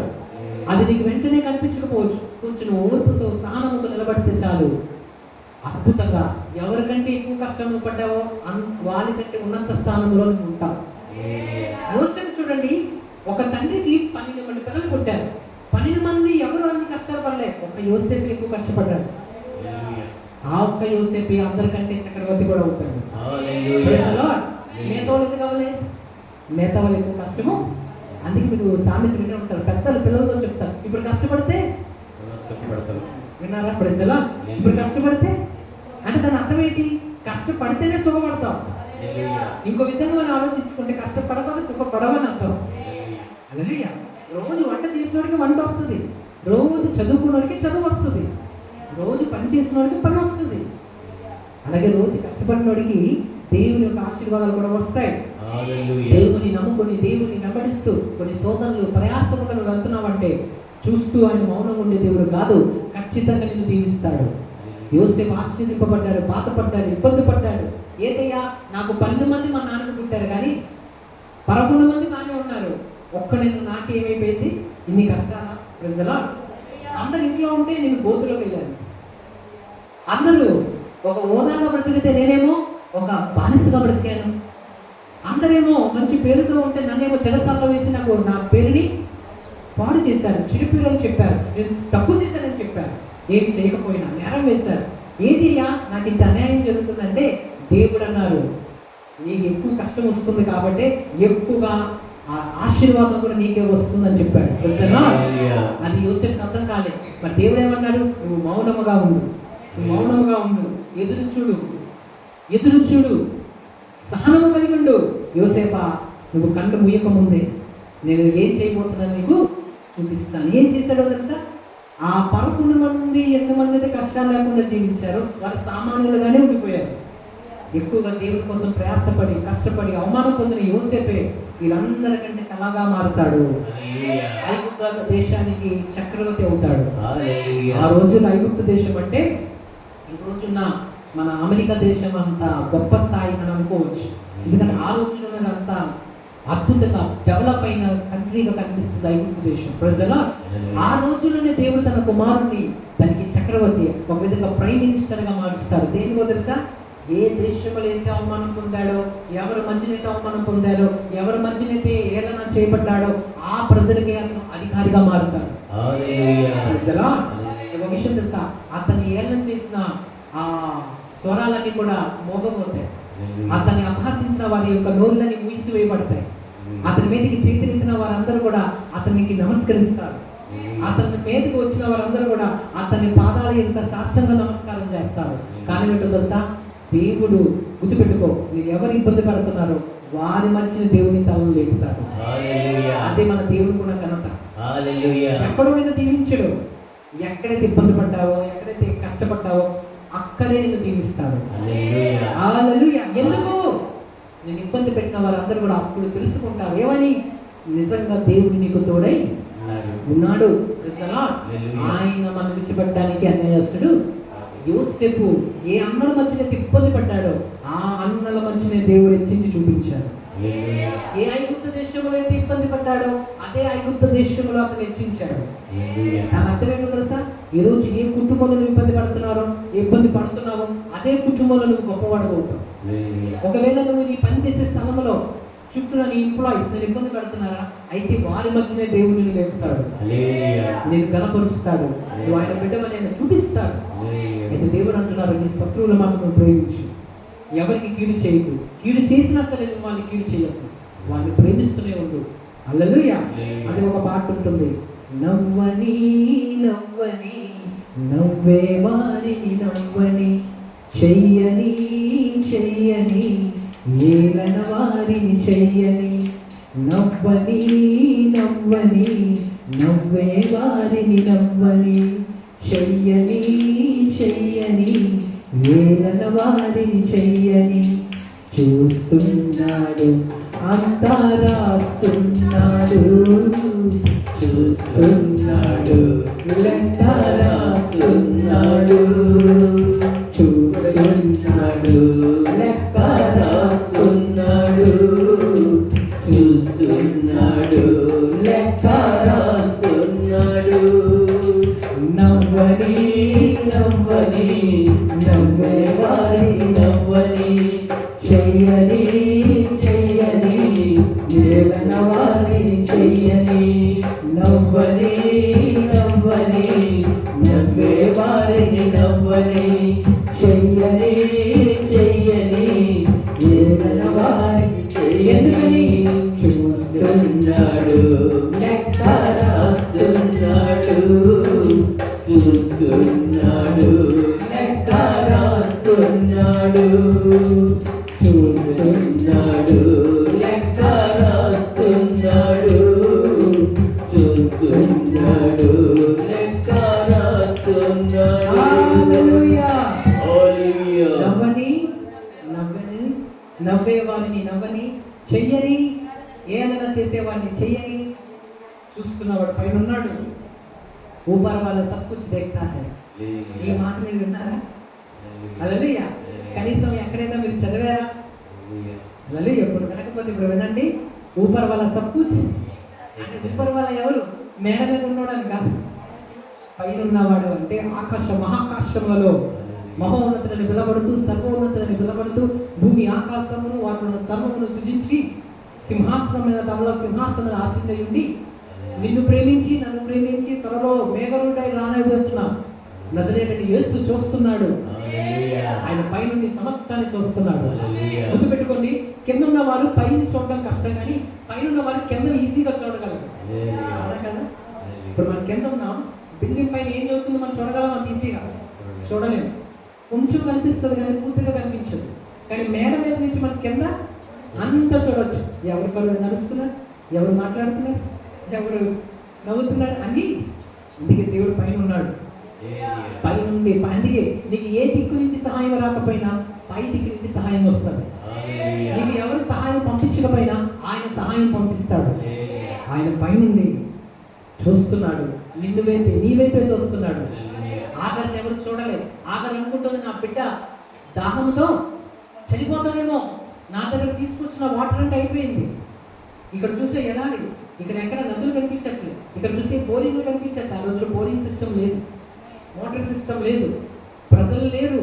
ఆమె ఒక ఎడారి అంటే పూర్తిగా ఇసుకుంటుంది, ఎండ భయంకరంగా కాస్తుంది. అక్కడ ఏమీ లేదు, మనుషులెవరు కూడా కనీసం నీరు అడగడానికి కూడా మనిషి సంచారము లేదు. అంత శూన్యము నిరాకారంగా కనిపిస్తుంది. పైనేమో ఎండ, కిందేమో ఇసుక. చెప్పండి, పైనేమో ఎండ, కిందేమో ఇసుక. ఎడారి ప్రయాణం. ఆ రోజుల్లో కారులు, బస్సులు, ట్రైన్లు లేవు. మనిషి వెళ్తే నడుచుకుని వెళ్ళాలి, ఒంటెల మీద వెళ్ళాలి. ఇసుకలో మీకు తెలుసు కదా, ఒక కాలు వేస్తే ఏమవుతుంది, మరి ఆ కాలు తీయడం చాలా కష్టం. ఒక కాలు వేసామనుకోండి, కాలు ఆ ఇసుక లోపలికి వెళ్ళిపోతుంది, చాలా భారమైనది. ఇలాంటి ఎడారిలో, ఎడారి అంత ఇసుకే ఉంటుంది. అక్కడ మనకి దేవుడు మహాకృపను బట్టి రోడ్లు, మంచి వీధులు ఉన్నాయి, కానీ ఎడారిలో వెళ్ళే వారికి మేము ఉండవు, చాలా కష్టం. ఒకవైపు ఎండ, కిందేమో నీరు దొరకదు, ఆ భూమిలో నీరు కూడా చాలా తీయడం కష్టం. ఇలాంటి సమయంలో ఆ తల్లి ఏం చేయాలో తెలియక, చిన్నపిల్లోడు, అతని పేరే ఏంటి, ఇష్మాయేలు.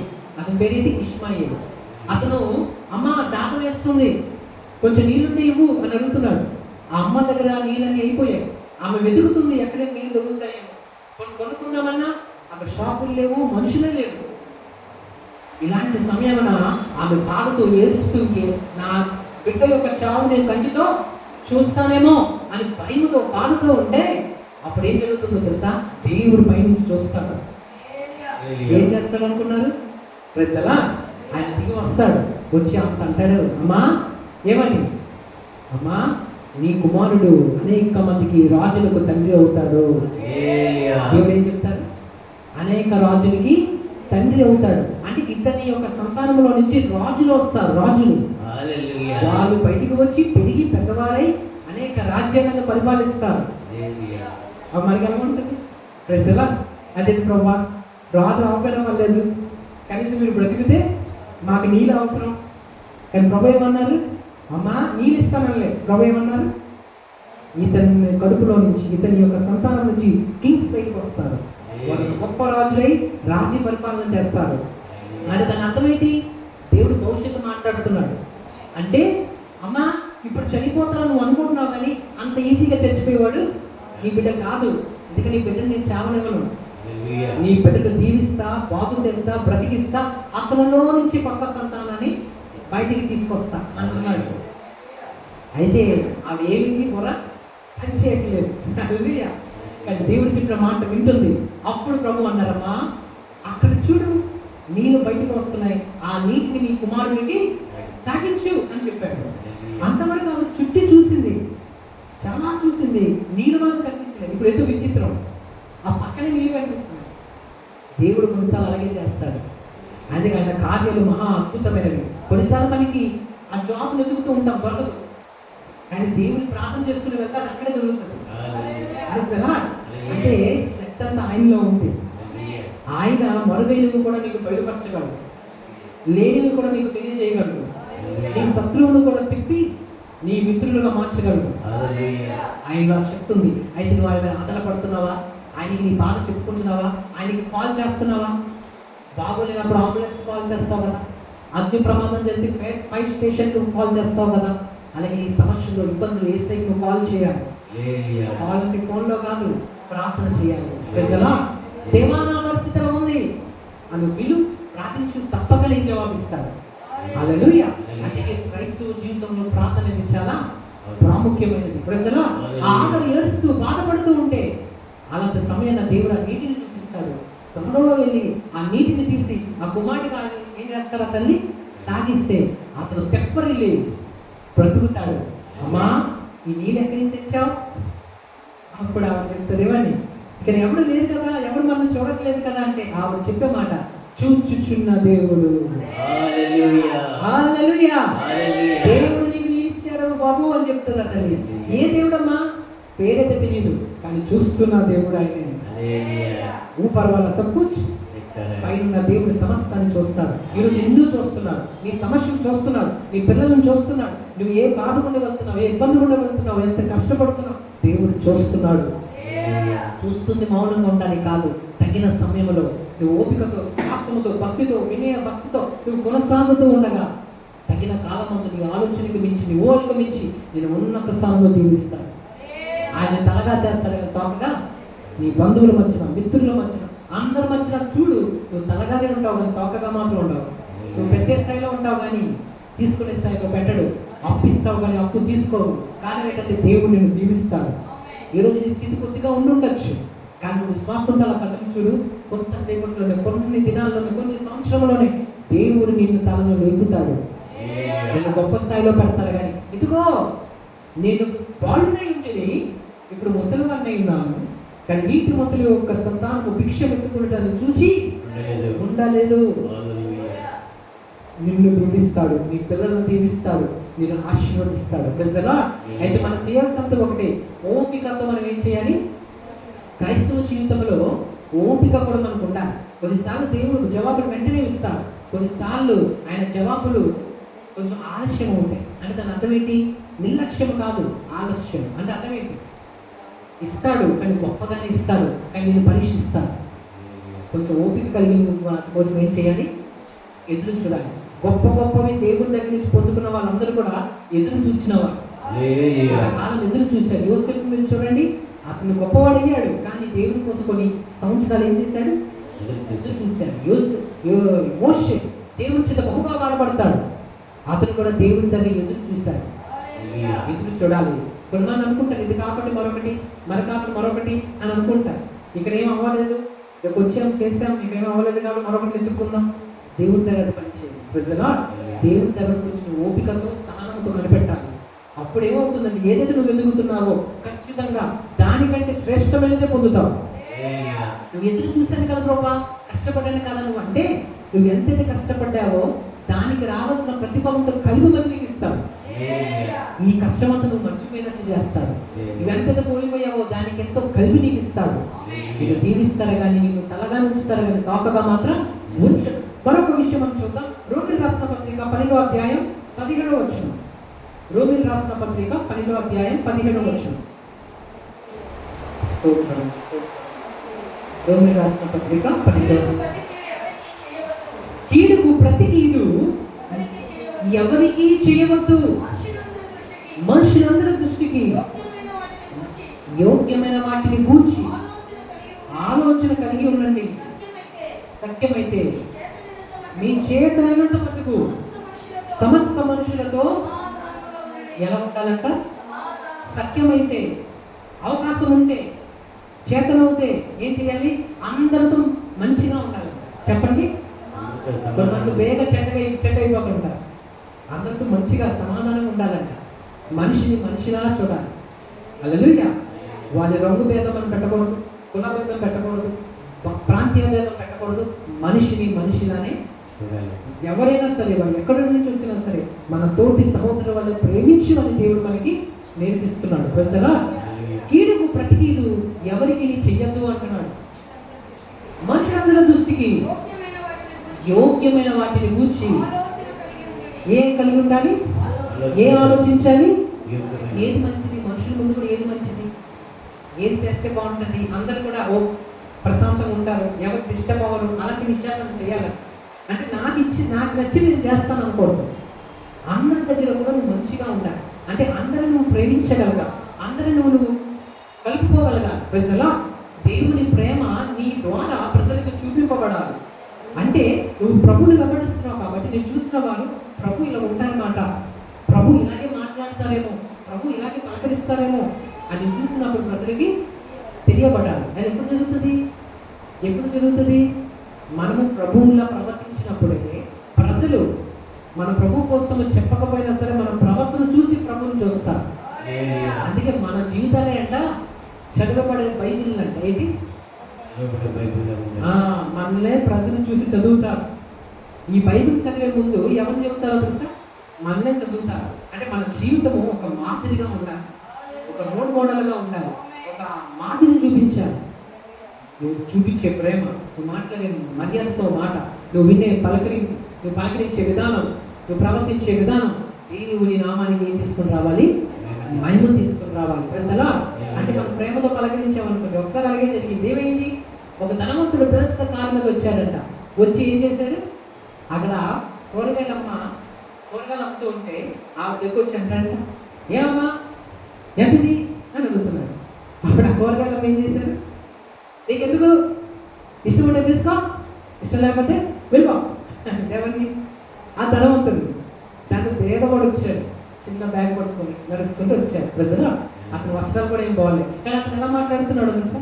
అమ్మా ఇది ఎంతమ్మా అని అడుగుతున్నాడు. ప్రజలా అప్పుడు ఆవిడేం చేసింది? లేదు బాబు, ఇది నేను ఇంతకీ అమ్మగలను, నాకు ఇంతే గిట్టుబడి అవుతుంది, నీకు కావాలంటే కొంచెం తగ్గించి ఇస్తాను అని చాలా మర్యాదగా మాట్లాడింది. ఎవరితో? పేదవాడితో. ఎందుకు? అతని మాటలు బాగున్నాయి. నువ్వు పెద్ద కారు మీద వచ్చినా సరే నీ మాట తీరు బాగోకపోతే నీకు మర్యాద దొరకదు. అందుకే ఒక మాట ఉంటుంది, గివ్ రెస్పెక్ట్, టేక్ రెస్పెక్ట్. ముందు నువ్వు టేక్ అవ్వదు, ముందు ఏమవ్వాలి? గివ్ అవ్వాలి. అంటే ముందు తీసుకోవడం జరగదు, ముందు ఇవ్వడం జరగాలి. నువ్వు ముందు ఇవ్వు, అప్పుడు నీకు ఇవ్వబడుతుంది. ఇది మనుషుల అనుభవంతో తెలుసుకొని వచ్చిన మాట. కానీ దేవుడు ఎప్పుడో చెప్పాడు, ఏమని? కీడుకు ప్రతి కీడు చెయ్యొద్దు అన్నాడు. అంటే ఎందుకు? నువ్వు కీడు చేస్తే కీడు నీ మీదకి వస్తుంది. నువ్వు ఏది విత్తుతావో దాన్నే కోస్తావు. మామిడి టెంకనే వేస్తే ఏమొస్తుంది? మామిడి చెట్టే వస్తుంది. కానీ జాము విత్తనాలు వేసావు అనుకో, మామిడి చెట్టు అసలు రాదు. ఏది కావాలో నువ్వు దాన్నే విత్తాలి. నువ్వు ప్రేమను కోరుతున్నావా? ప్రేమను విత్తు. మర్యాదను కోరుతున్నావా? మర్యాదనే విత్తు. మంచిని కోరుతున్నావా? నువ్వు ఇతరులకు మంచి చేయి. నీకు స్థామత లేదా? పర్వాలేదు, నువ్వు ఎంత చేయగలవో అంత చేయి. హల్లెలూయా. మన జీవితంలో మనం ఏం చేస్తామని పైన దేవుడు చూస్తాడు. చూసిన దేవుడు మనకి ప్రతిఫలం ఇస్తాడు. ఇప్పుడు చూడండి, ఇప్పుడు నేను మామిడి టెంకను వేశాను అనుకోండి, ఆ మామిడి చెట్టుకి ఆ శరీరం ఇస్తుంది ఎవరో తెలుసా?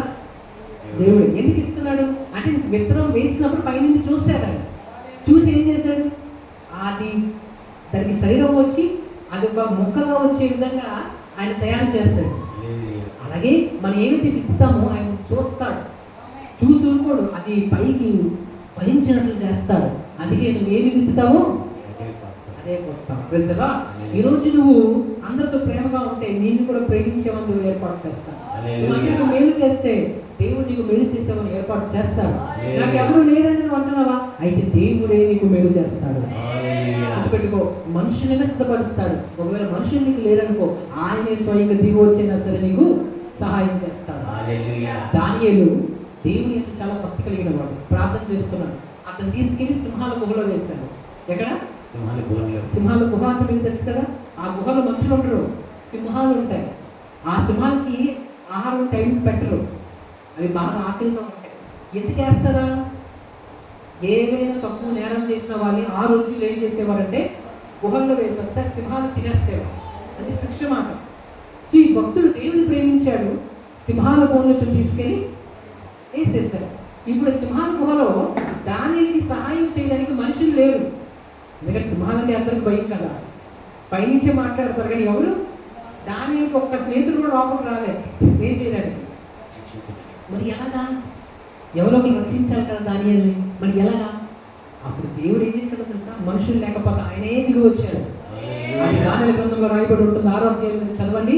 మీకు ఇంటికి వెళ్ళిన తర్వాత దానియలు గ్రంథం 1వ అధ్యాయం నుంచి 6వ అధ్యాయం దాకా మీరు చదువుతూ ముందుకెళ్తే అక్కడ దేవుడే స్వయంగా గుహలోకి దిగి వస్తాడు. దిగి వచ్చి ఏం చేస్తాడో తెలుసా? ఆ సింహాలకి ఉపవాసం పెడతాడు, ఉపవాస ప్రార్థన చేయిస్తాడు. ఆయన ఇప్పుడు దాకా వెళ్ళాడు తెలుసా? ఈ దానియలు మరి బయటికి వెళ్ళేంత వరకు ప్రభువు అక్కడి నుంచి వెళ్ళడు. ఎక్కడి నుంచి? ఆ గుహలో నుంచి. అక్కడే ఉంటాడు ఆయన. ఆయన ఉన్నంత వరకు ఈ సింహాలు ఏ హాని ఆ దానియలు చేయదు. హల్లెలూయా. మరి ఈ దానియలు బయటికి వెళ్ళిన తర్వాత దేవుడు వెళ్ళిపోతాడు ఎక్కడి నుంచి. మరి సింహాలు మామూలు అయిపోతాయి. హల్లెలూయా. అంటే దీన్ని బట్టి ఏమర్థమవుతుంది తెలుసా? ఈ కష్టం వస్తే ఎవరు ఉండరాని అనుకోకు. నీకు కష్టం వస్తే మాత్రం దేవుడు ఉంటాడు. ఎందుకంటే నువ్వు ఆయన నమ్ముకున్నావు, నువ్వు ఆయన ప్రేమిస్తున్నావు, ఆయన ప్రార్థిస్తున్నావు, ఆయన మీద ఆధారపడ్డావు. నీ కష్టకాలంలో ఆయన మాత్రం నీతో ఉంటాడు. ఉన్నాను అంటాడు. కేవలం మాట మాత్రం కాదు, క్రియ కూడా చేసి చూపిస్తాడు. ఎలా తప్పించుకుంటావో తెలియదు. నీ శోధనలో నుంచి నువ్వు తప్పించబడతావు, నీ కష్టంలో నువ్వు తప్పించబడతావు. ఖచ్చితంగా ఏదో ఒక మార్గం చూపిస్తాడు, ఖచ్చితంగా ఏదో ద్వారం తెలుస్తాడు, ఖచ్చితంగా నీ మార్గాల సలహా చేస్తాడు, ఖచ్చితంగా నిన్ను నేర్పుతాడు, ఖచ్చితంగా నిన్ను కూర్చోబెడతాడు. మరి ఆయన మందిరానికి నువ్వు ఎక్కిపోతావు. ప్రజలా నాకు భయంకరమైన రోగం వచ్చిందంటాడు హిజ్కియా. దేవుడు అంటారు, నేను కన్నీరు నుంచి నేను చూచి తిని నేను నిన్ను బాగు చేసేదను. నువ్వేం చేస్తావు? నా మందిరం 3వ దినం నా మందిరానికి ఎక్కిపోతావు. అది దాని అర్థమేంటి? నీకెంత రోగం రాని, అది ఏదైనా అయిపోయి నీకు మాత్రం అని జరగదు. 3వ రోజు గడిచిన తర్వాత ఎక్కడికి వస్తావు? నా సన్నిధిలోకి వచ్చి కనిపిస్తావు. అంతే. అంటే దాని అర్థం ఏంటో తెలుసా? నేను బాగు చేసి చూపిస్తాను అంతే. ఏవో మందులు లేవు, మందులు లేకపోయినా పర్వాలేదు, అవకాశం లేదన్నారు అయినా పర్వాలేదు. నాకు అసాధ్యమైనది ఏదైనా అన్నదా? నేను చేయాలనుకుంటే దాన్ని ఆపగలిగిన వాడెవడు? నేను ఆపివేస్తే దాన్ని కొనసాగించేవాడెవడు? దేవుడు తలుపు మూస్తేనంట దాన్ని ఎవరు తెరవలేరు. దేవుడు తెలిస్తే దాన్ని ఎవరు? నీ జీవితంలో, నీ పిల్లల జీవితంలో కొత్త ద్వారాలు తెలుస్తాడు. ఆ ద్వారాలు తెలిసినప్పుడు నీ శత్రువులు వాటిని మూయలేరు. ముయ్యాలలో గల ప్రయత్నం చేసినా పని చేయదు. వాళ్ళు మూస్తే మరొక గొప్ప ద్వారం తెలుస్తాడు. 7 దిక్కుల నుంచి నీకు సహాయము శత్రువులు ఆపితే పై దిక్కు నుంచి సహాయం పంపిస్తాడు. నీ పక్షంగా నీ కృప వెంబడి కృప. అంటే ఏంటో తెలుసా? ఒక కృప తర్వాత మరొక కృప, మరొక కృప, ప్రతి రోజు కూడా కృప పంపిస్తూనే ఉంటాడు. ఎన్ని శోధనలు వచ్చినా, ఎన్ని శత్రువులు నీకున్నా దేవుడు మాత్రం నీ పక్షంగా నిలబడతాడు. నువ్వు ఆయనను ప్రేమించున్నావు గనుక ఆయన నిన్ను తప్పిస్తాడు. ఆయన నామమును వెలిగావు గనుక ఆయన నిన్ను గణపరుస్తాడు. నువ్వు ఆయనకు మొరపెడితే ఆయన నీకు ఉత్తరం ఇస్తాడు. సమాధిలో, శ్రమలలో ఆయన నీకు ఏం చేస్తాడు? తోడుగా ఉంటాడు. నీ స్థితి సమాధిలోకి వెళ్ళినట్లు అనిపిస్తుందేమో, అయినా సరే ఆ పరిస్థితుల్లో జీవం పోస్తాడు, పైకి లేపుతాడు, నిన్ను మాత్రం గనుడుగానే నిలబడతాడు. తొలగ చూస్తే నిన్ను ఘనంగా చేస్తాడు కానీ తోకగా మాత్రం, తలగా ఉంచుతాడు కానీ తోకగా మాత్రం అంటే హెచ్చిస్తాడు. ఎందుకంటే నువ్వు ఆయన నిలబడ్డావు, విశ్వసించావు, ఆయన మీద ఆశ పెట్టుకున్నావు, ఆయన మీద ఆధారపడుతున్నావు కాబట్టి. ప్రజలు మరొక విషయం మనం చదువుకుని ముగించుకుందాం. లోకసువార్త 6వ అధ్యాయం 27వ వచనం. లోకసువార్త 6వ అధ్యాయం 27వ వచనం.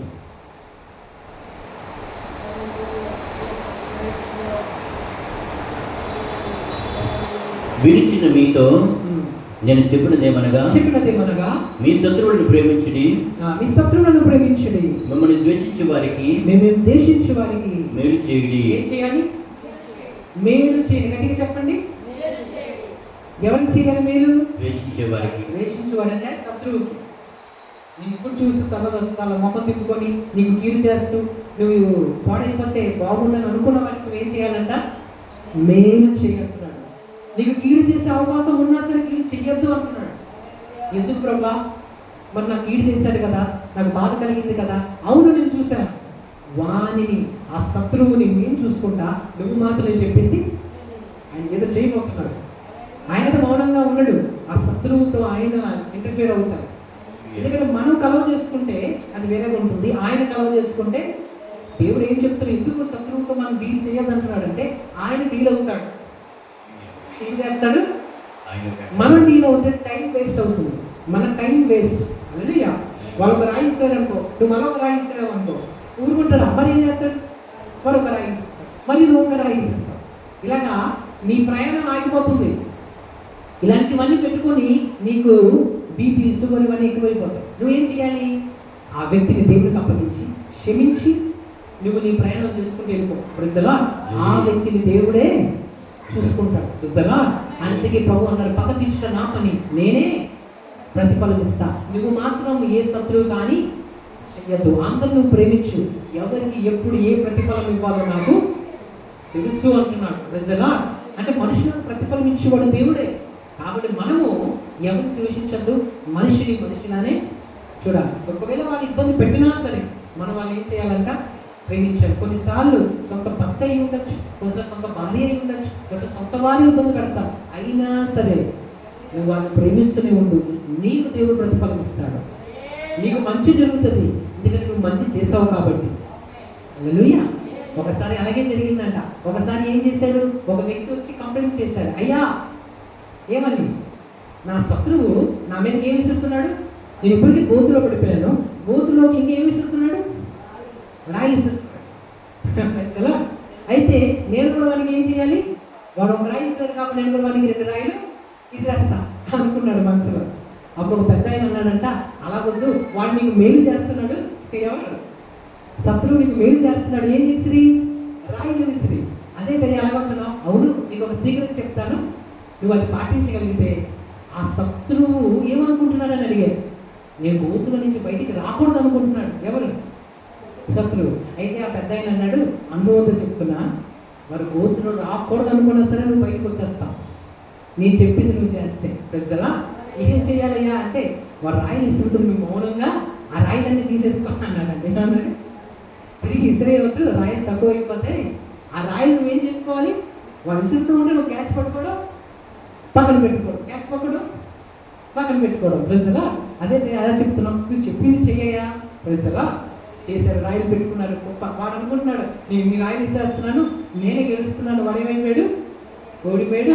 ఈ రాయిలతో వాడు ఇంకా ఏం చేయలేడు, ఇంకా పైకి రాలేడు, నా కొట్టిన దెబ్బలకి వాడు ఓడిపోయాడు అనుకుంటున్నాడు. అప్పుడు పెద్ద ఆయన చెప్పాడు, ఇప్పుడు ఏం చేస్తావు తెలుసా, ఒక రాయి మీద మరొక రాయి పెట్టు, మరొక రాయి పెట్టు. అప్పుడు ఏమవుతాయి? ఒక్కొక్క రాయిని ఎక్కుతూ పైకి అలా వచ్చేస్తావు అని చెప్తే ఒక రాయి పెట్టాడు. ఇంకా రాయిని తీసుకుని పెట్టుకోవడం, ఎక్కుకోవడం, పెట్టుకోవడం. ఆ శత్రువుకి ఆ విషయం తెలియదు. ఒకవేళ ఆ విషయం తీసుకొని రాయిలు అయ్యాడు తెలుసా, అలాగే ఎక్కుపోయి చివరికి లాస్ట్ రాయి పట్టుకొని ఎక్కడికి ఎక్కువ వచ్చేసాడు? పైకి వచ్చేసాడు. ఇంకా ఆ శత్రువు ఆశ ఏమైపోయింది?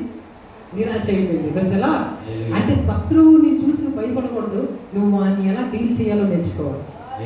దేవుడు చెప్తున్నాడు, నువ్వు వాడిని ద్వేషించడం కంటే కూడా ప్రేమించే ఎక్కువ సాధిస్తావు, ప్రేమించే ఎక్కువగా జయిస్తావు, ప్రేమించే నువ్వు ఎక్కువ దేవుని చిత్తం చేయగలుగుతావు. నువ్వు ప్రేమించే నీ ప్రేమ ద్వారానే నువ్వు ఆ వ్యక్తిని తెలుసుకోగలుగుతావు.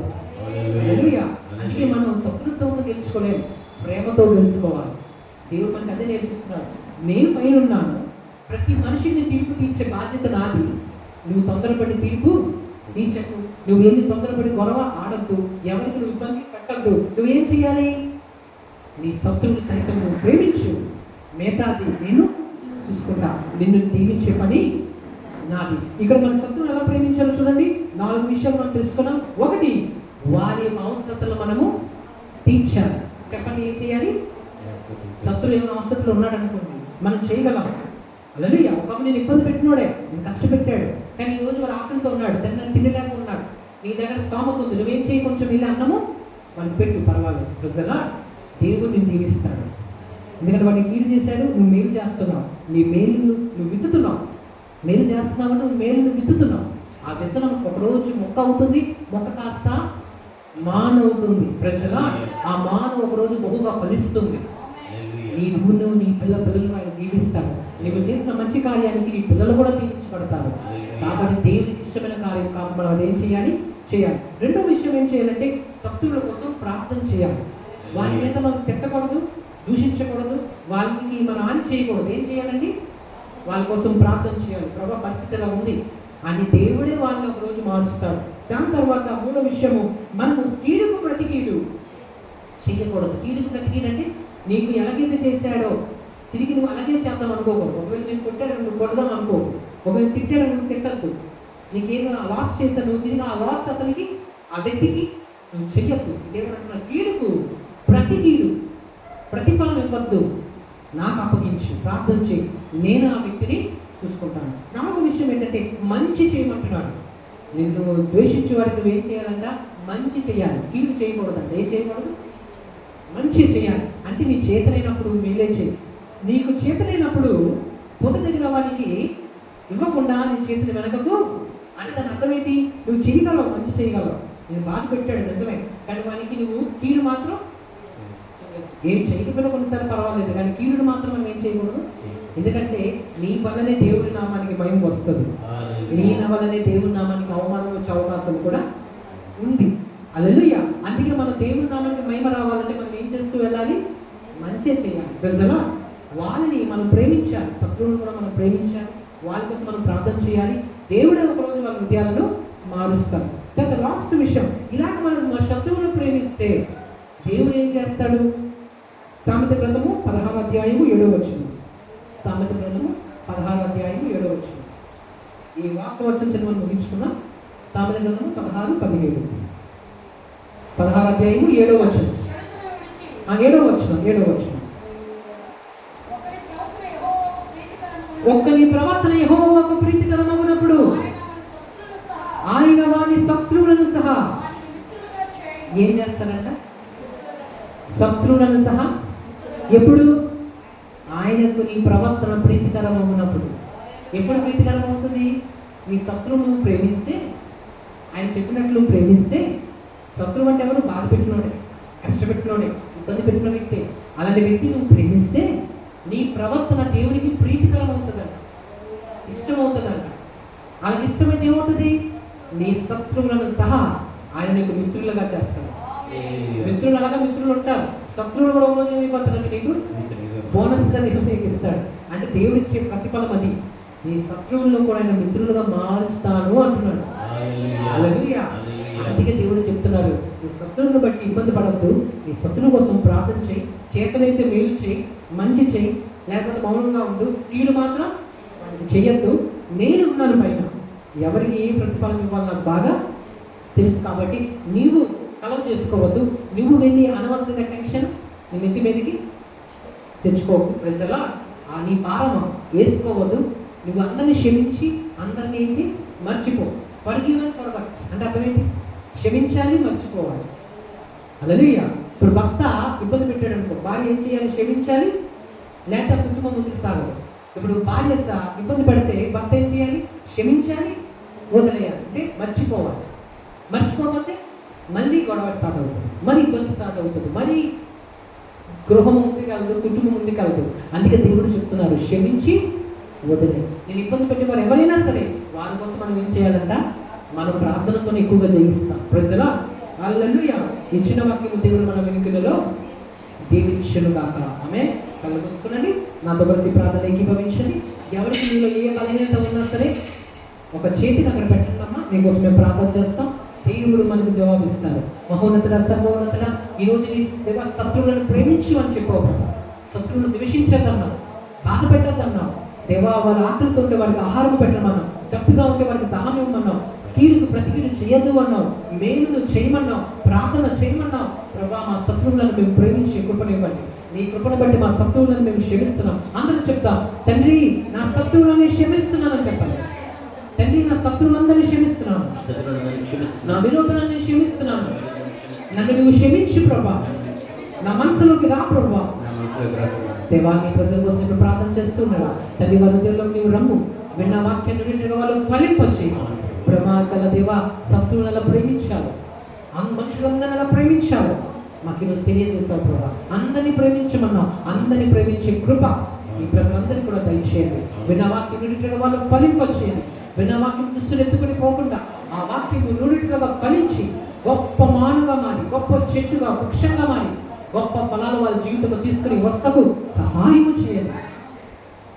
మీ ప్రజల్లో ఎవరైతే ప్రభా అనారోగ్యంతో ఉన్నారు, ఎవరైతే ఈ ప్రార్థనలో ఏకీభవిస్తున్నారు, వాళ్ళు ఎక్కడి నుంచి ఏకీభవిస్తున్నారు, ఎక్కడి నుంచి దేవా తండ్రి ఈ ప్రార్థనలో వాళ్ళు పాల్గొంటున్నారు, వాళ్ళ కోసం ప్రార్థన చేస్తున్నాను దేవా. ఐసీలో ఉన్న వాళ్ళు జ్ఞాపకం చేసుకుని దేవ హాస్పిటల్ ఉన్న వారి కోసం జ్ఞాపకం చేసుకునండి. అదే విధంగా తండ్రి అనారోగ్యంతో పొందబడుతూ ప్రార్థనలు ఏకీభవిస్తున్న వారిని కూడా జ్ఞాపకం చేసుకునండి. దేవా ఇద్దరికి ప్రార్థనలు ఏకీభవిస్తున్నారు, వాళ్ళ తల మొదలుకున్న నీ పాదాల వరకు మంచి ఆరోగ్యమును, మీ సంపూర్ణమైన ఆరోగ్యమును ఇప్పుడు వారికి దయచేయమని ప్రార్థిస్తున్నాం. యేసు నామములో సంపూర్ణమైన స్వస్థత వాళ్ళ దేహాలకు ఇప్పుడే కలుగును గాక. Be healed in Jesus name. Be healed in Jesus name. అది రక్తంలో ఉన్న సమస్య అయినా సరే, రక్తహీనత అయినా సరే, నరాల సమస్య కానీ, గుండెలో ఉన్న సమస్య కానీ, లివర్ ప్రాబ్లం కానీ, కిడ్నీ ప్రాబ్లం కానీ, కడుపులో ప్రాబ్లం కానీ, తలలో కళ్ళులో ప్రాబ్లం కానీ, అది థైరాయిడ్ సమస్య అయినా, బీపీ సమస్య అయినా, అది ఒక డయాబెటిస్ సమస్య అయినా, అది ఏ సమస్య అయినా, అది స్త్రీలకు సంబంధించిన అనారోగ్యాలు కానీ, పురుషులకు సంబంధించిన అనారోగ్యాలు కానీ, ఎటువంటి సమస్యలు దేవుని ప్రజలు ఇబ్బంది పడుతున్నారు, ఎవరు ఇబ్బంది పడుతున్నా, ఎందరైతే ప్రార్థనలో ఏకీభవిస్తున్నారో వారందరికీ ఇప్పుడు యేసు క్రీస్తు వారి నామములో తక్షణమే యేసు నామములో స్వస్థత కలుగును గాక. ఇప్పుడు యేసు నామములో స్వస్థపరచబడును గాక. అదే విధంగా క్షరముతో కానీ, భయముతో కానీ, ఇబ్బందులతో కానీ, నిరుత్సాహము, నిస్పృహతో, ఆధారము లేక, నెమ్మది లేక, ఏమి చేయాలో తోచక ఇబ్బంది పడుతున్న వారు కూడా యేసుక్రీస్తు వారి నామములో వారికి కొత్త ద్వారాలు ఇప్పుడు తెరవబడును గాక. కొత్త మార్గాలు ఏర్పాటవును గాక. దేవుని ప్రజలు దేవుని శక్తితో నింపబడుతును గాక. మీ ప్రజలను దీవించి బలపరచండి. అదేవిధంగా తండ్రి ఆత్మ నడిపిస్తున్న వారిని కూడా జ్ఞాపకం చేసుకునండి. దేవా తండ్రి వాళ్ళ చేతులను బలపరచండి. నా దేవుడు నన్ను దీవించాడు, నా దేవుడు నన్ను ఆశీర్వదించాడు, నాకు దేవుడు కుదురు లేకుండా చూశాడు, నా దేవుడు ఇచ్చి నేను గణపరుస్తున్న వారు కనుకలైన ప్రభావ సింభాగములైన, అవి కృతజ్ఞతార్పణలైన, స్వేచ్ఛార్పణలైన, అవి ఏ అర్పణలైనా ఎవరైతే పూర్ణ మనసుతో ఇస్తున్నారో వారికి నూరిట్లో ఫలము వారికి దయచేయండి. నీవు అందరినీ చూస్తున్నావు, హృదయాలను పరీక్షించే దేవుడు ప్రభా. నీవు నూరిట్లో ఫలమిస్తావు ప్రభా. నీకు ఇచ్చి పాడైపోయిన వారు ఎవరు ఉండరు ప్రభా. నీకు ఇచ్చి కిందకి వెళ్ళిపోయే వారు ఎవరు ఉండరు ప్రభా. దేవా నూరిట్లుగా దీవించే దేవుడివి. మేము కలిగిన తండ్రి కూడా నీకు ఇచ్చిందే కదా ప్రభా. ఈ ప్రజలందరినీ దీవించి వారి చేతుల్ని బలపరచండి. ఎక్కడైతే ఏమి లేక వచ్చారో దేవా తమ వారి హృదయాలు ఇస్తూ ఉండగా ప్రభా వారిని దీవించండి. మా వలె వాళ్ళు కూడా అర్పణలు అర్పించే విషయంలో ముందుండి మేము గణపరిచే కృప వారికి కూడా దయచేయండి. మీ ప్రజల యొక్క గృహాల్లో ప్రభా ఎటువంటి ఇబ్బందులు ఉన్నా సరే ఆ ఇబ్బంది తీసివేయండి. మీ ప్రజల యొక్క గృహంలో రక్షణ లేని వారికి రక్షణ ఇవ్వండి. బలహీనలను బలపరచండి, రోగులను స్వస్థపరచండి. దేవా బలహీనంగా ఉన్న వారికి బలము దయచేయండి. మీ ప్రజలు ఎటువంటి ఈ వారం నుంచి ప్రభా వాళ్ళు ఏ పని తలబెడుతున్నా సరే, అది ఒక దేవా తండ్రి ఇంటి పని అయినా, ఉద్యోగం పని అయినా, ఏ పని అయినా దేవా వాళ్ళు ప్రయాణం చేస్తున్నప్పుడు కానీ వారి ప్రయాణంలో వాళ్ళని కాచి కాపాడండి. వారు ఏ పని తలపెట్టినా మీ చిత్త ప్రకారం ఆ పనిలో వారికి సఫలం దయచేయండి. మీ చిత్తమే వారికి తెలియజేయండి. మీ చిత్తానికి విరోధంగా వాళ్ళ ముందుకు వెళ్ళకుండా సహాయం చేయండి. మీ కృపనిచ్చి బలపరచండి. వారి కష్టాచితను దీవించండి. దేవా తండ్రి వారు కష్టపడిన దేవా చిత్తము అన్నిలు పాలు కానీ, దుష్టుల పాలు కానీ, దొంగలు దోచుకునే వారి పాలు కానీ, అదే మెడిసిన్స్ పాలు ఇవ్వకుండా వారు కష్టపడిన చిత్తం వారి బిడ్డలు అనుభవిస్తూ కృప చూపించండి. వారి కష్టాన్ని దీవించి వారు రోజులోకి మహా అభివృద్ధిలోకి వెళ్తాకు, అభివృద్ధిలోకి వెళ్ళి మీ సాక్షిగా జీవిస్తాకు, మీకోసం బ్రతుకుటకు కృపను వారికి దయచేయండి. అందులో వాళ్ళ ఆత్మలో వర్ధిల్లింపచేయండి. వాళ్ళ ఆత్మలో వర్ధిల్చిన ప్రకారం అన్ని విషయంలో వర్ధిల్లే కృపను ఇవ్వండి. గృహాలు లేని వారికి గృహాలు ఇవ్వండి, బిడ్డలు లేని వారికి బిడ్డలు ఇవ్వండి. అదేవిధంగా కొత్త చదువులు చదువుతున్న వారికి, పై చదువులు చదువుతున్న ప్రయత్నం చేస్తున్న వారికి బాగా చదువుకునే కృపను ఇవ్వండి. దేవ ఎగ్జామ్స్ రాసిన వారికి ఎగ్జామ్స్ సక్సెస్ దయచేయండి. బలహీనత ఉన్న వారికి బలహీనత నుంచి బలపరచండి. కోర్టు సమస్యలతో బాధపడుతున్న వారికి ఆ కోర్టు సమస్యల మీద ఇప్పుడు జయము దయచేయండి. మీ చిత్తము జరిగించండి. ఇబ్బంది పడుతూ కుటుంబంలో సమాధానం లేక, గృహంలో సమాధానం లేక ఇబ్బంది పడుతున్న వారికి శాంతిని, సమాధానాన్ని, మీ మహా సంతోషాన్ని వారికి ఇచ్చి చిరునవ్వుతో వారి తలంపులను, చిరునవ్వుతో వారి జీవితాలను నింపి ఒక తీయని అనుభవంతో వారిని దీవించమని ప్రార్థిస్తూ ఆశీర్వదించమని వేడుకుంటూ యేసుక్రీస్తు వారి నామములో చిన్న ప్రార్థన అడుగుచున్నాను తండ్రి. ఆమేన్, ఆమేన్. యేసుక్రీస్తు వారి ప్రశస్తమైన నామములో మీ అందరికీ నా హృదయపూర్వక వందనాలు. దీవించమని ఒకసారి గట్టిగా చెప్పండి.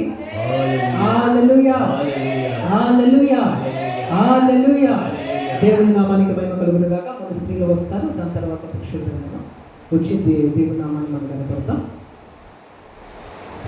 నీ ఘనము ప్రభు యేసుదే, నీ దశమ భాగము నీయ వెనుదీతువా.